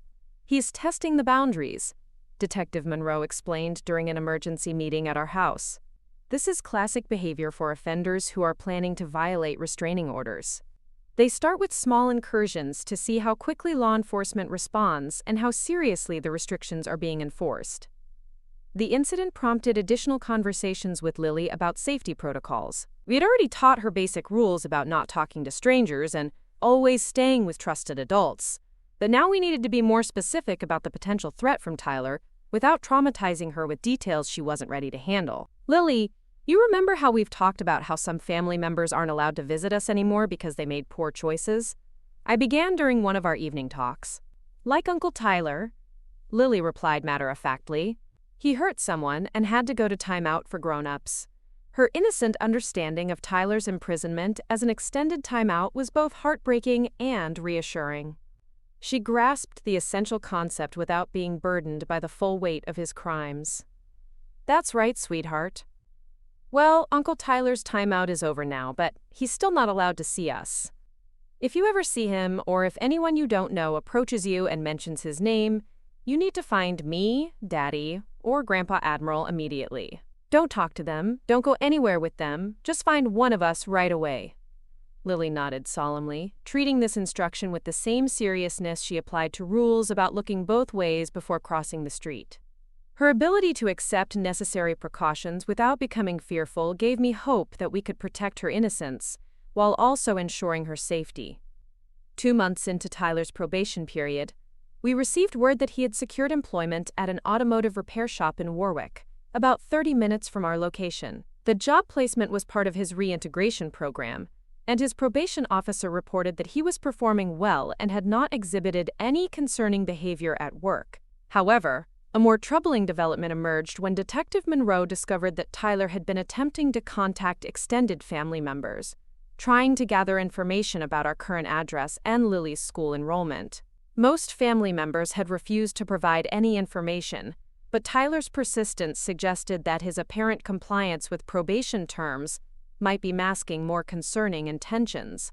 Aunt Rebecca, our cousin who had testified about Tyler's inappropriate behavior with her own children, called to warn us that Tyler had approached her at a grocery store and tried to engage her in conversation about family news and Lily's development. "He seemed different," Rebecca told me during a tense phone conversation. "More controlled, more careful with his words. But there was something in his eyes when he talked about Lily that made my skin crawl. He asked specific questions about what grade she was in, whether she remembered him, if she ever asked about family members she hadn't seen in a while." "What did you tell him?" "Nothing. I told him that I wasn't comfortable discussing my family with him, and that he should focus on his own rehabilitation rather than trying to reconnect with people who had moved on." He didn't like that answer, but he didn't push it either. He just smiled in that way that used to make me nervous when we were kids and walked away. Rebecca's description of Tyler's demeanor was particularly concerning because it suggested that his prison rehabilitation might have taught him to better mask his true intentions rather than actually changing his fundamental character. The controlled, calculated approach she described was potentially more dangerous than his previous pattern of impulsive outbursts. Admiral Hartwell immediately contacted Tyler's probation officer to report the grocery store encounter and Tyler's attempts to gather information about our family. While technically Tyler hadn't violated any specific terms of his probation, his behavior suggested a pattern of fixation that warranted closer monitoring. "The problem we're facing," explained Tyler's probation officer David Santos during a conference call with our family and Detective Monroe, "is that Tyler has been very careful to stay within the technical boundaries of his restrictions while clearly working to position himself for potential violations. He hasn't come near your current address, he hasn't attempted direct contact, but he's obviously gathering intelligence and testing responses." Santos went on to explain that Tyler's rehabilitation counselors had noted some concerning developments in his recent sessions. While he continued to express appropriate remorse for his actions and commitment to staying out of trouble, he had also begun expressing frustration with what he described as the excessive and vindictive restrictions placed on his contact with family members. He claims that he's a changed man who deserves the opportunity to make amends and rebuild relationships. Santos continued. When his counselors point out that rebuilding trust takes time and that his victims have the right to maintain distance, he becomes defensive and reverts to his old pattern of blaming others for the consequences of his actions. This information reinforced our decision to maintain strict boundaries with Tyler regardless of his apparent progress in rehabilitation. The fact that he was still fundamentally unable to accept that his victims had the right to permanent protection from him suggested that the core attitudes that had led to his crimes remained unchanged. Summer arrived with the usual routines of day camps, swimming lessons, and family outings. But every activity now carried an undercurrent of vigilance. Lily's natural enthusiasm for new experiences remained undimmed, but Marcus and I found ourselves constantly scanning crowds and checking over our shoulders. The hypervigilance was exhausting, but it was also necessary given Tyler's continued interest in our family's activities. In July, we received confirmation that our caution was justified when Detective Monroe informed us that Tyler had been caught photographing children at a public beach in Narragansett. While he claimed to his probation officer that he was simply documenting his reintegration progress for his counselor, the fact that he was focusing on children rather than landscapes or general beach scenes raised obvious concerns. Technically, photographing people in public spaces isn't illegal, Detective Monroe explained. But given Tyler's history and current restrictions, this behavior suggests escalating interest in children that could be a precursor to more serious violations. The incident prompted Tyler's probation officer to impose additional restrictions on his movements and activities. He was now required to provide detailed itineraries for any recreational activities, and was prohibited from visiting locations where children congregated, including parks, schools, and family-oriented events. Tyler's response to these new restrictions was telling. Rather than accepting them as reasonable consequences of his past behavior, he hired a lawyer to challenge them as excessive and discriminatory. The legal challenge suggested that Tyler viewed his probation restrictions as unjust persecution rather than necessary protection for potential victims. This is exactly the kind of escalation pattern we've seen in other cases, Detective Monroe warned during another family meeting. The offender becomes increasingly frustrated with restrictions, begins to view enforcement as persecution, and eventually decides that since they're being treated like a criminal anyway, they might as well act like one. The legal challenge to Tyler's probation restrictions became a source of additional stress for our family. While we were confident that the restrictions would be upheld given Tyler's history, the process meant that details of our family's situation would once again become part of public court records. Admiral Hartwell used his influence to ensure that our current address and Lily's school information remained sealed, but the general circumstances of Tyler's crimes and our family's ongoing need for protection would inevitably be discussed in open court. I want Lily to understand what's happening without being frightened by it, I told Dr. Kim during one of our regular consultations about managing the situation. She's old enough now to notice when Marcus and I are stressed, and she's starting to ask more sophisticated questions about why certain family members aren't part of our lives. Dr. Kim recommended a gradual approach to age-appropriate disclosure, starting with basic concepts about how sometimes adults make choices that hurt other people and have to face consequences that last for a long time. The goal is to help Lily understand that the safety measures you've put in place are normal and necessary without making her feel responsible for the situation or afraid of her extended family. Dr. Kim explained. Children her age can handle abstract concepts about right and wrong, but they need concrete assurance that the adults in their lives are capable of protecting them. Following Dr. Kim's guidance, Marcus and I began having more detailed conversations with Lily about family dynamics and personal safety. We used age-appropriate language to explain that Uncle Tyler had hurt a baby when she was very little, and that he had to go away for a long time to learn how to make better choices. "Did he hurt me?" Lily asked with the directness that had become her trademark. "Yes, sweetheart. You were too little to remember, but he hurt your arm and had to go to jail. That's why we have rules about staying safe, and why we don't see him anymore." Lily processed this information with remarkable maturity. Is that why Grandpa Admiral was so sad for a while? Because his son made a bad choice? Her perceptiveness about Admiral Hartwell's emotional state during the aftermath of Tyler's conviction demonstrated the depth of her understanding and empathy. She had noticed her grandfather's grief even though all the adults had tried to shield her from the family trauma. "Yes, Lily. Grandpa Admiral was very sad because he loves his family, but he also knew that keeping everyone safe was more important than protecting someone who had made very bad choices." These conversations seemed to help Lily integrate the information without developing anxiety or fear. She continued to thrive at school and in her social activities, though she did become more observant about security measures and adult reactions to potential threats.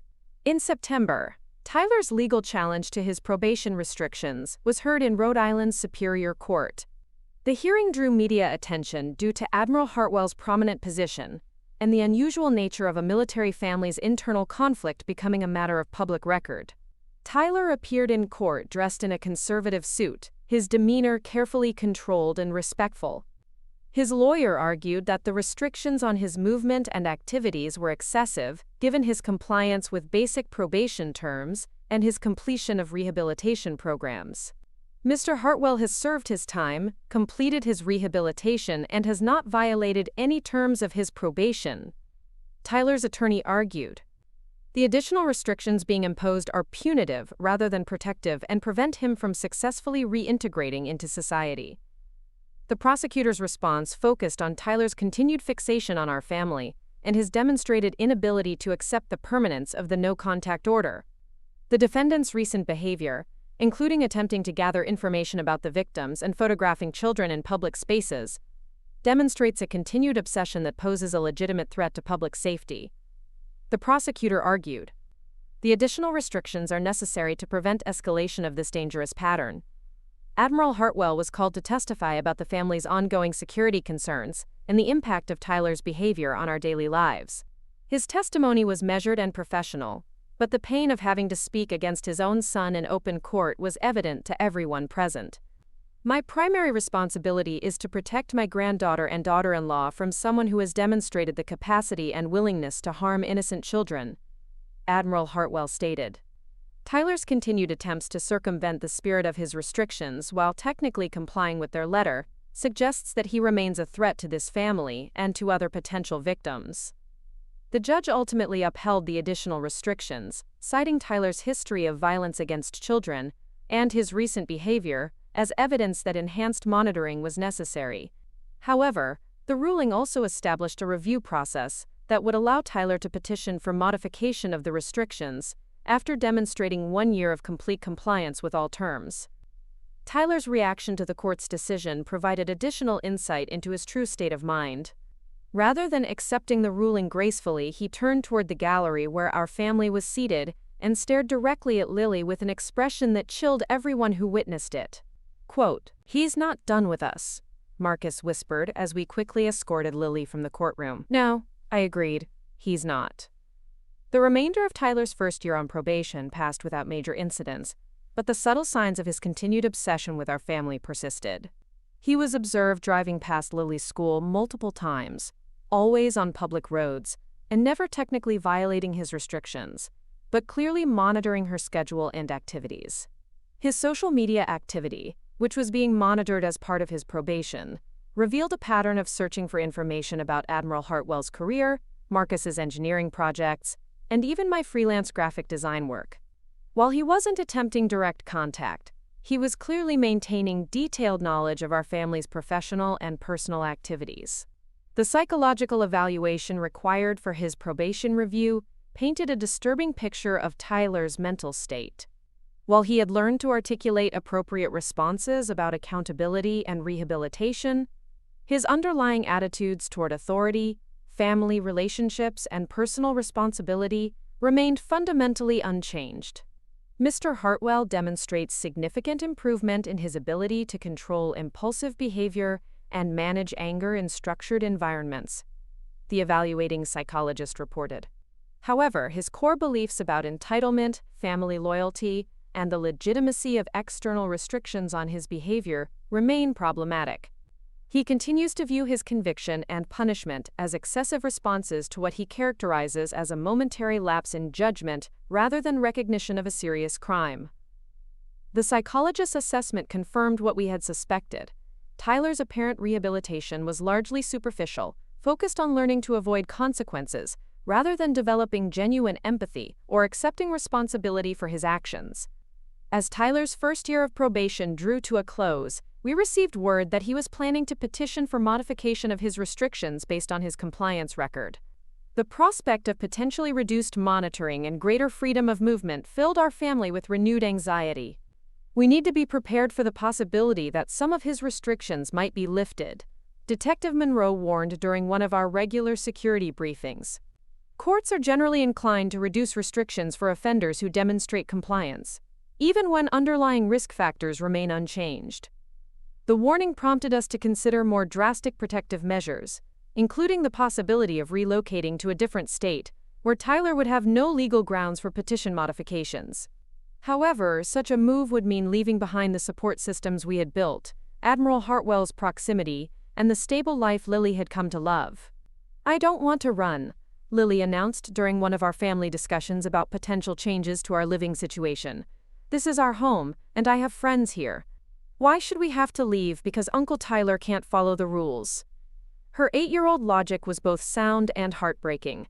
She was beginning to understand that Tyler's actions continued to control and limit our family's choices, even years after his conviction. The realization that his crimes had lasting consequences beyond his prison sentence was a difficult lesson for a child to absorb. Admiral Hartwell's response to Lily's frustration was characteristically direct. "Sometimes, sweetheart, protecting the people we love requires making difficult choices and sacrifices. But you're right that it's unfair for Tyler's bad choices to keep affecting our family. That's why we're going to make sure he faces real consequences if he ever tries to hurt anyone again." The promise in Admiral Hartwell's voice suggested that he was prepared to take even more decisive action if Tyler's behavior escalated beyond the current pattern of surveillance and boundary testing. The thought of what form that action might take was both reassuring and concerning. As we approached the end of Tyler's first year of probation, our family faced a critical decision point. We could continue living with the current level of security and restrictions, hoping that Tyler would eventually lose interest in pursuing contact with us. We could relocate to a different state and start over with new identities and backgrounds. Or we could take proactive steps to ensure that Tyler's obsession with our family would finally end permanently. The choice we ultimately made would determine not only Lily's immediate safety, but also the kind of life she would be able to live as she grew into adolescence and adulthood. The weight of that decision was enormous, but it was also clarifying. Tyler had taken enough from our family. It was time to take back control of our future, regardless of what that might require. The decision came to Admiral Hartwell in the form of an intelligence briefing that arrived on a cold December morning, 14 months after Tyler's release from prison. Commander Foster delivered the classified report personally, his expression grim as he placed the sealed envelope on Admiral Hartwell's desk at the Pentagon. "Sir, this involves Tyler. The FBI's Behavioral Analysis Unit has been tracking his activities as part of a broader study on military personnel convicted of violent crimes against children. What they've discovered is deeply concerning." Admiral Hartwell opened the envelope and read through the detailed psychological profile that FBI analysts had compiled using surveillance data, intercepted communications, and behavioral assessment techniques typically reserved for national security threats. The picture that emerged was of a man whose apparent compliance with probation terms masked an escalating obsession that had evolved far beyond his original fixation on our family. Tyler had been using public computers at libraries to research techniques for evading surveillance, studying legal loopholes that might allow him to make contact with family members, and most disturbingly, seeking information about other military families who had experienced similar internal conflicts. The FBI had identified at least 6 other cases where Tyler had attempted to make contact with convicted military personnel or their families, apparently trying to build some kind of network or support system for what he viewed as wrongful persecution. More alarming was evidence that Tyler had begun creating detailed documentation about Lily's daily routines, school schedule, and extracurricular activities. He had compiled this information using social media surveillance, public records, searches, and direct observation from locations that technically didn't violate his restraining order, but allowed him clear sightlines to her school and our neighborhood. The psychological assessment concludes that Tyler is in the final stages of what they call grievance escalation, Commander Foster explained as Admiral Hartwell finished reading the report. He's moved beyond hoping for reconciliation or forgiveness. He now views himself as a victim of an elaborate conspiracy and believes that dramatic action is necessary to prove his innocence and restore his reputation. The FBI report included intercepted conversations from Tyler's workplace, where he had expressed increasingly paranoid beliefs about our family's motivations and Admiral Hartwell's influence over military justice proceedings. Tyler had convinced himself that his conviction was part of a larger plot to destroy his career, and that Admiral Hartwell had orchestrated everything to protect the family's reputation at Tyler's expense. He's told coworkers that he has evidence proving his innocence, and that he's planning to expose the truth about what really happened, Commander Foster continued. The concerning part is that he's begun talking about Lily as if she's a co-conspirator rather than a victim. He believes that she was coached to lie about her injuries and that she's being turned against him by the family. This delusional thinking represented a significant escalation from Tyler's previous pattern of blaming adults for his situation while maintaining that he would never hurt children. The FBI analysts warned that Tyler's evolving narrative could justify violence against Lily herself, as he increasingly viewed her as an active participant in his perceived persecution rather than an innocent victim. Admiral Hartwell immediately contacted Detective Monroe and our family to arrange an emergency meeting. The FBI's assessment changed everything about our security situation and required immediate action to prevent what experts believed could be an imminent attempt by Tyler to confront our family directly. The behavioral analysis suggests that Tyler is likely to make his move within the next 30 to 60 days. Detective Monroe explained during the emergency briefing at our house. He's reached a psychological breaking point where maintaining his current surveillance pattern is no longer satisfying his need for resolution. He's going to escalate to direct action.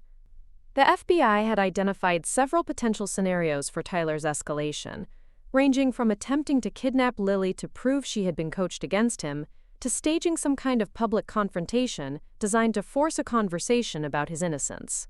Each scenario ended with Tyler either dead or facing life imprisonment, but not before potentially causing irreparable harm to our family. "We have 48 hours to make a decision," Admiral Hartwell announced after reviewing all the options. "We can wait for Tyler to make his move and hope that law enforcement responds quickly enough to prevent tragedy. We can relocate immediately to an undisclosed location and hope he doesn't find us. Or we can take proactive action to end this threat permanently." The third option Admiral Hartwell outlined involved using his military connections and authority to create circumstances where Tyler would be forced to reveal his true intentions in a controlled environment where he could be stopped before harming anyone. It was a high-risk strategy that would require precise coordination between military and civilian law enforcement agencies. "What exactly are you proposing, Dad?" I asked, though something in his expression told me I might not want to know the answer. "I'm proposing that we give Tyler what he wants. A face-to-face confrontation with the family where he can present his evidence and make his case. But we do it on our terms, in a location of our choosing, with overwhelming tactical advantage and the ability to neutralize him if he becomes violent." Marcus and I exchanged worried glances. The plan Admiral Hartwell was suggesting sounded dangerously close to entrapment, and it would require putting our family in direct contact with Tyler for the first time since his conviction 6 years earlier. The FBI believes that Tyler's obsession has reached the point where he will attempt contact regardless of the legal consequences. Admiral Hartwell continued. "If we initiate that contact under controlled circumstances, we can ensure that any violence he attempts will be met with immediate and overwhelming response." Detective Monroe nodded in agreement. "We've seen this pattern in other stalking cases involving family members. The subject becomes so fixated on proving their innocence or righteousness that they lose all sense of self-preservation. Tyler is going to make his move, whether we're ready or not." Admiral Hartwell's proposal at least gives us the advantage of choosing when and where that confrontation occurs. The plan that emerged from our emergency meeting was complex and dangerous, but it offered the best chance of ending Tyler's threat without requiring us to abandon the life we had built. Admiral Hartwell would use his influence to arrange what Tyler would believe was a family intervention meeting, ostensibly designed to give him the opportunity to present his evidence and seek reconciliation. Tyler would be told that Admiral Hartwell had reviewed the FBI's behavioral assessment and concluded that continued estrangement was harmful to the entire family. The meeting would be presented as a chance for Tyler to make his case directly to family members in a neutral setting, with the possibility of modified contact arrangements if he could demonstrate genuine rehabilitation. In reality, the meeting would take place at a secure facility on Naval Station Newport, with hidden surveillance equipment and tactical teams positioned to respond immediately if Tyler exhibited threatening behavior. Lily would not be present at the actual meeting, but Tyler would be told that she was nearby and available to speak with him if the initial conversation went well. The psychological profile suggests that Tyler's primary motivation is to prove that Lily was coached to fabricate evidence against him, the FBI analyst explained during our final planning session. He believes that if he can get her to admit that she doesn't actually remember being hurt or that adults told her what to say, it will vindicate him and expose the family's conspiracy. This delusion was actually advantageous for our plan, because it meant Tyler would be motivated to keep any initial violence to a minimum until he had the opportunity to confront Lily directly. His goal was to obtain what he viewed as exonerating testimony, not to immediately harm family members who might possess information he needed. The meeting was scheduled for a Saturday morning in late December, exactly 18 months after Tyler's release from prison. Tyler's probation officer contacted him with the proposal, presenting it as a breakthrough in family communication and an opportunity for Tyler to achieve the reconciliation he had been seeking. Tyler's response to the invitation was immediate and enthusiastic, confirming the FBI's assessment that he had been actively hoping for exactly this kind of opportunity. He immediately began preparing what he described to his probation officer as, quote, comprehensive documentation that would prove his innocence and expose the truth about his conviction. 3 days before the scheduled meeting, Tyler violated his probation terms by purchasing a hunting knife and tactical equipment that suggested he was preparing for the possibility of violence if his peaceful presentation failed to achieve the desired results. The violation gave law enforcement additional justification for the tactical response that was being planned. He's not coming to this meeting to apologize or seek forgiveness, Detective Monroe warned during our final briefing. He's coming to demand vindication, and he's prepared to use force if he doesn't get it. The knife purchase confirms that he views this as his last chance to prove his innocence, and he's willing to risk everything on the outcome. The morning of the meeting arrived with clear skies and temperatures well below freezing. Admiral Hartwell, Marcus, and I arrived at the Naval Station early to review final preparations and ensure that all surveillance and tactical teams were in position. The meeting room had been carefully prepared to appear neutral and family-friendly, while actually providing optimal sightlines for hidden cameras and strategic positions for response teams. Lily was safely located in Admiral Hartwell's office in a different building, under the protection of 2 female Marines who had been briefed on the situation. She believed that she was simply spending the day at Grandpa Admiral's work, while the adults had an important meeting about family matters. Tyler arrived precisely on time, carrying a large briefcase and appearing more energetic and confident than anyone had seen him since before his original conviction. He had gained weight during his imprisonment and probation period, and his demeanor suggested someone who genuinely believed he was about to achieve vindication and restoration. "Thank you for agreeing to this meeting," Tyler began as he settled into his chair across from Admiral Hartwell, Marcus, and me. "I know it's been difficult for everyone, but I think once you see the evidence I've compiled, you'll understand that a terrible mistake was made and that it's time to restore our family relationships." Admiral Hartwell maintained his composure perfectly, giving no indication of the tactical preparations that surrounded the meeting room. "We're here to listen, Tyler. Present your case." Tyler opened his briefcase and removed several folders of documents, photographs, and what appeared to be medical records. His presentation was organized and passionate, demonstrating the depth of his obsession with proving his innocence and the extent to which he had researched every aspect of his conviction. "The medical evidence was misinterpreted," Tyler began, spreading X-rays and medical reports across the table. "Spiral fractures in infants can absolutely occur accidentally, and the force required is much less than the prosecution claimed. I've found multiple cases where similar injuries occurred during normal handling, and the doctors who testified against me were biased by the family's accusations." He went on to present character testimony from former military colleagues, psychological evaluations that he claimed proved his mental stability, and what he described as evidence of prosecutorial misconduct during his court-martial. His preparation was thorough, but his conclusions were based on selective interpretation of facts and expert opinions that contradicted the overwhelming evidence of his guilt. "The most important thing you need to understand," Tyler continued, his voice rising with enthusiasm, "is that Lily was coached to provide false testimony. She was too young to remember what actually happened, so the family created a narrative that fit their predetermined conclusion about my guilt." This was the moment we had been warned about, when Tyler's delusions about Lily's role in his conviction would become the central focus of his presentation. His eyes took on an intense quality as he described his theories about how our family had manipulated an innocent child to destroy his life and career. "I need to speak with Lily directly," Tyler announced, standing up from his chair. "She's old enough now to understand what really happened, and to tell the truth about what she actually remembers versus what she was told to say. Once she admits that she doesn't actually remember being hurt, the entire case against me will collapse." Admiral Hartwell remained seated, his voice calm but firm. "Lily is not going to be part of this conversation, Tyler. She's a child who has been through enough trauma, and she doesn't need to be subjected to your theories about her testimony." Tyler's demeanor shifted immediately, the confident presentation giving way to the angry entitlement that had always lurked beneath his surface charm. "You can't keep hiding behind a child's fabricated testimony forever, Dad. I have the right to confront my accuser and to present evidence of my innocence. If you won't let me speak with Lily voluntarily, then I'll find another way to get the truth." The threat was explicit and confirmed everything the FBI had predicted about Tyler's intentions. He had come to this meeting prepared to demand access to Lily and was willing to use force if his demands were refused.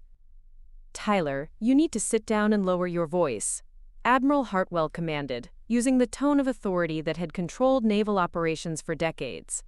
Instead of complying, Tyler reached into his briefcase and removed the hunting knife he had purchased in violation of his probation terms.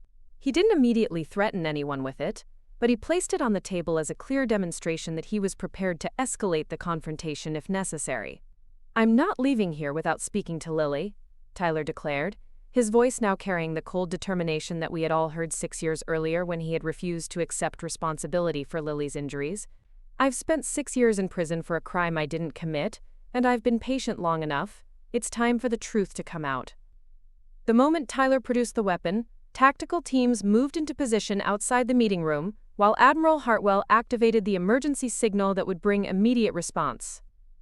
However, the teams had been instructed to wait for clear evidence of imminent violence before intervening, as Tyler's mere possession of the knife wasn't sufficient justification for deadly force.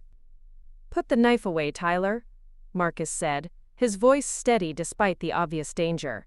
"You're violating your probation and making things worse for yourself. If you really want to prove your innocence, threatening people isn't going to help your case." Tyler's response revealed the full extent of his psychological deterioration over the past 6 years.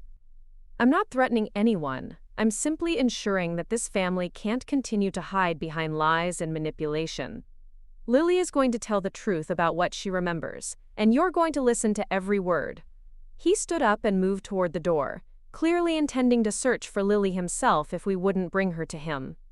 This was the scenario that tactical teams had been positioned to prevent, and Admiral Hartwell gave the signal for immediate intervention.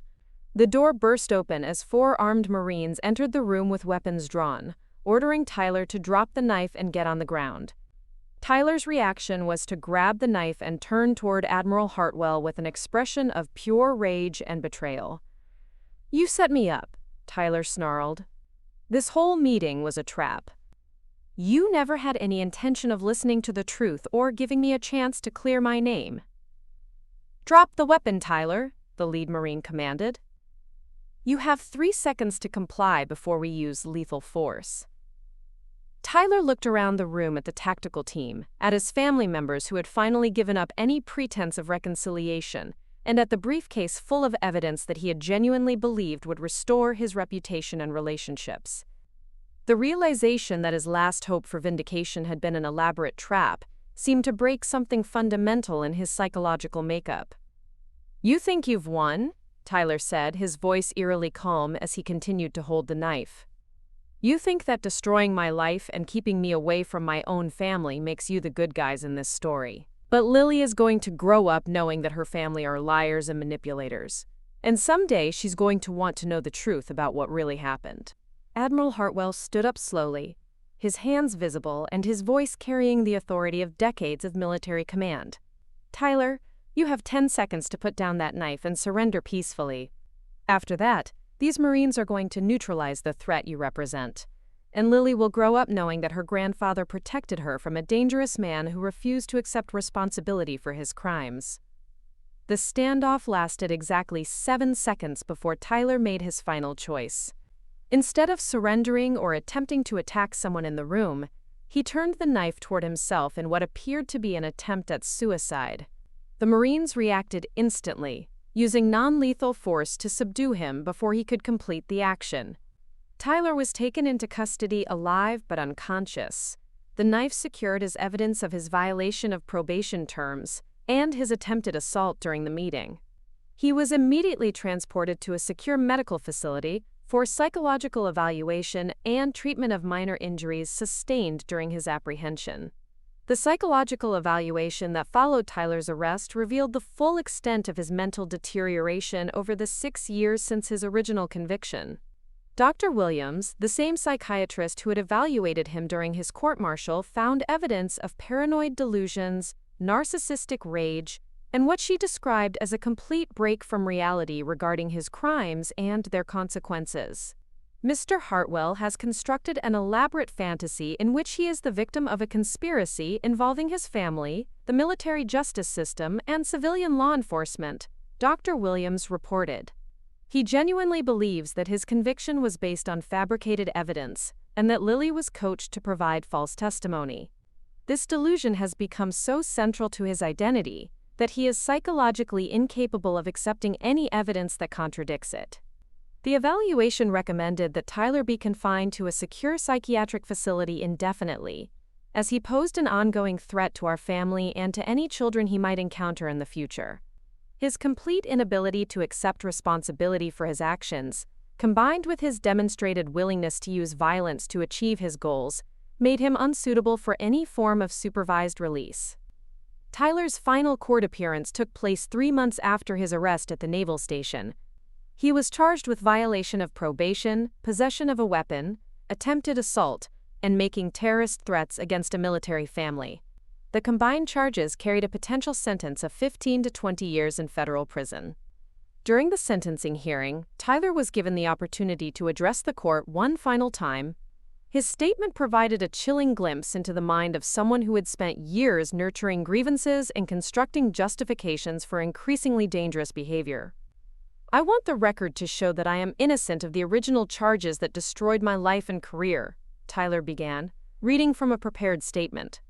"I am being punished for loving my family and wanting to protect a child from being used as a pawn in adult conflicts. History will vindicate me, and someday the truth about this conspiracy will be exposed." He went on to claim that his actions at the Naval Station meeting had been defensive rather than aggressive, and that he had brought the knife only because he feared for his safety during what he believed would be a hostile confrontation. His complete disconnect from reality was evident to everyone present, including his own defense attorney. Judge Harrison, the same military judge who had presided over Tyler's original court-martial, imposed the maximum sentence allowed under federal guidelines: 20 years in a federal penitentiary with no possibility of parole for the first 15 years. Tyler would be 62 years old before he could even be considered for release. "Mr. Hartwell, you have demonstrated repeatedly that you are unable to accept responsibility for your actions or to respect the rights and safety of others," Judge Harrison stated during sentencing. "Your continued threats against your family members, particularly your focus on an innocent child, represent a level of danger that requires permanent removal from society." Tyler's reaction to the sentence was characteristic of his psychological state throughout the entire ordeal. He showed no emotion or acknowledgement of the severity of his crimes, instead maintaining his expression of righteous indignation at what he viewed as continued persecution. As Tyler was led away to begin his 20-year sentence, he turned back toward our family one final time. But instead of the hatred or threats we had come to expect, he simply looked confused and lost, like someone who had spent so many years constructing lies that he had forgotten how to recognize truth. The years that followed Tyler's final conviction brought a sense of closure and security that our family had not experienced since Lily's infancy.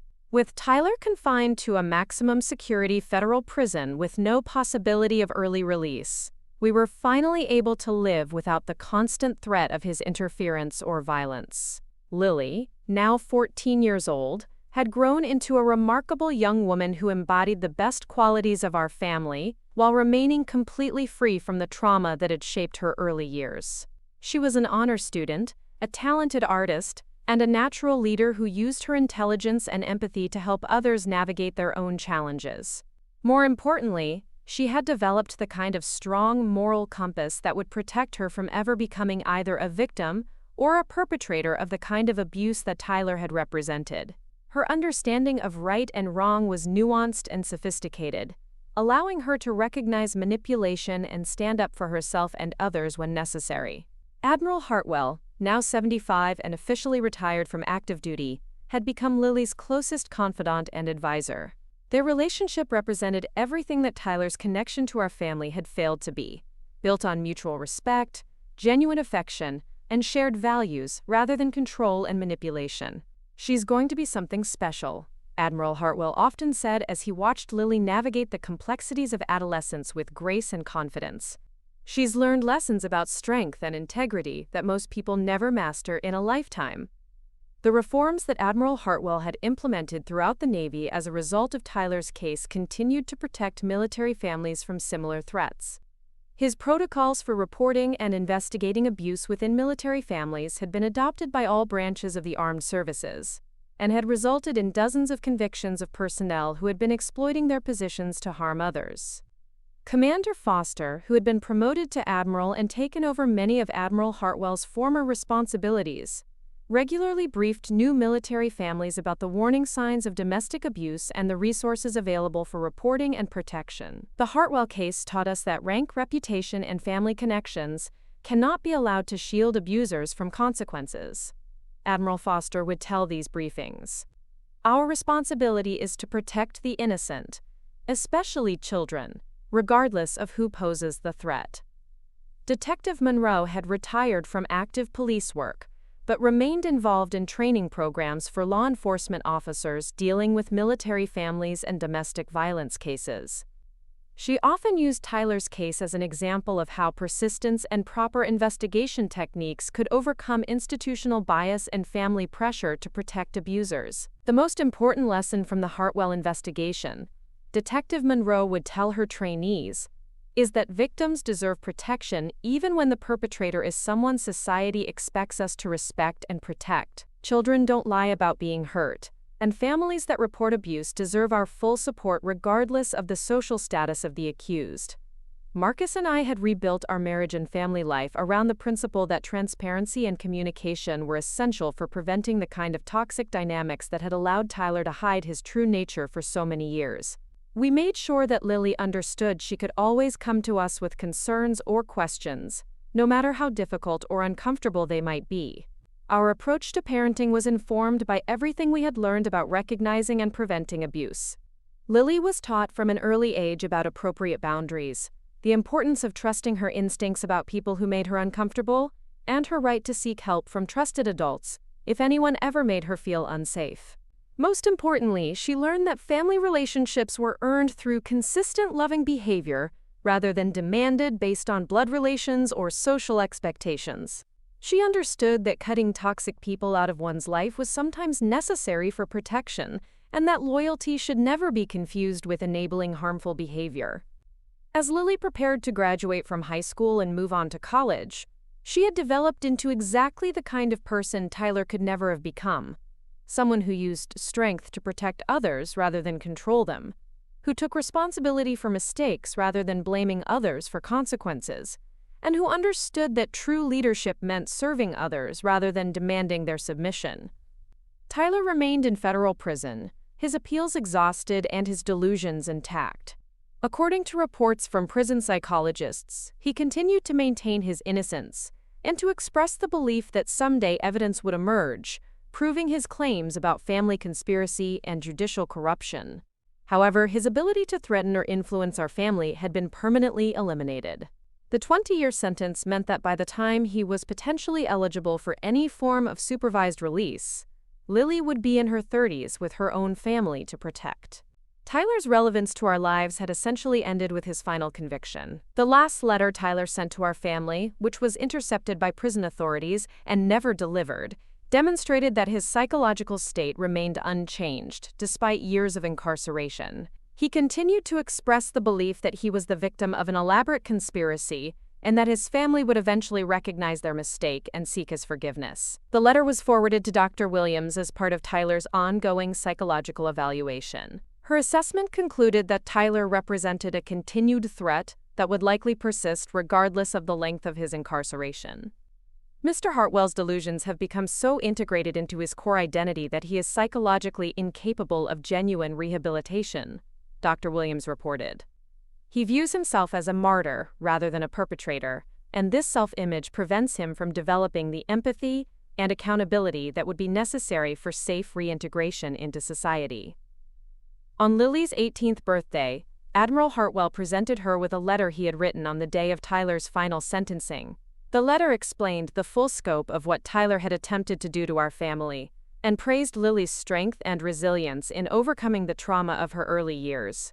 "You were stronger than the person who tried to break you," Admiral Hartwell had written. "Your courage and the love of people who truly cared about you turned what could have been a tragedy into a story of triumph. You represent everything good about our family, and Tyler represents everything we learned to leave behind." Lily read the letter quietly, processing information about events she had been too young to fully understand at the time. When she finished, she looked up at Admiral Hartwell with tears in her eyes, but also with the strength and determination that had characterized her entire life. "Thank you for protecting me," she said simply, "and thank you for showing me what real family loyalty looks like. It's not about protecting people from consequences. It's about protecting people from harm." As our family gathered to celebrate Lily's birthday and her upcoming departure for college, we reflected on the journey that had brought us to this point. Tyler's assault on a defenseless infant had set in motion a series of events that ultimately transformed our family, reformed military justice procedures, and protected countless other potential victims from similar harm. The cost had been enormous: years of fear and vigilance, the destruction of family relationships, and the painful recognition that someone we had loved and trusted was capable of terrible cruelty. But the outcome had validated every difficult choice we had made along the way. Lily was heading to college with a full scholarship, planning to study law and eventually work in child advocacy. Her goal was to use her intelligence and strength to protect other children from the kind of harm Tyler had attempted to inflict on her. Admiral Hartwell's legacy would include not only his distinguished military career, but also his willingness to sacrifice personal relationships in service of justice and protection for the innocent. His reforms had made the military safer for families and had established new standards for investigating and prosecuting abuse cases. Marcus and I had built a marriage strong enough to survive the worst kind of family crisis, and had raised a daughter who understood the difference between love and control, between family loyalty and enabling abuse. Most importantly, Tyler's final attempt to destroy our family had failed completely. His conviction and imprisonment had eliminated his ability to threaten us, and his delusions had been exposed for what they truly were: the desperate fantasies of someone who could never accept responsibility for his actions. As we looked toward the future, we knew that Tyler's influence over our lives was finally and permanently ended. He would spend the next 20 years in prison, forgotten by the family he had tried to control, and isolated from the society he had betrayed. Meanwhile, Lily would go on to live the life of purpose and integrity that Tyler had tried to steal from her as an infant. She would use her strength to help others, her intelligence to seek truth and justice, and her courage to stand up for those who could not protect themselves. The little girl whose arm Tyler had broken in a moment of rage had grown into a young woman whose unbreakable spirit would touch countless lives in ways Tyler could never comprehend. His attempt to assert dominance over an innocent child had instead created a force for good that would outlast his memory and outshine his failures. Admiral Hartwell's command decision to prioritize justice over family reputation had set in motion a transformation that protected not only Lily but also countless other potential victims of abuse. Tyler's crimes had been exposed, his threat had been eliminated, and his legacy had become a cautionary tale about the dangers of unchecked power and entitlement. In the end, love had proven stronger than fear, truth had overcome deception, and justice had prevailed over privilege. The family Tyler had tried to destroy through manipulation and violence had emerged, stronger, safer, and more unified than ever before. Up next, you've got 2 more standout stories right on your screen. If this one hit the mark, you won't want to pass these up. Just click and check them out.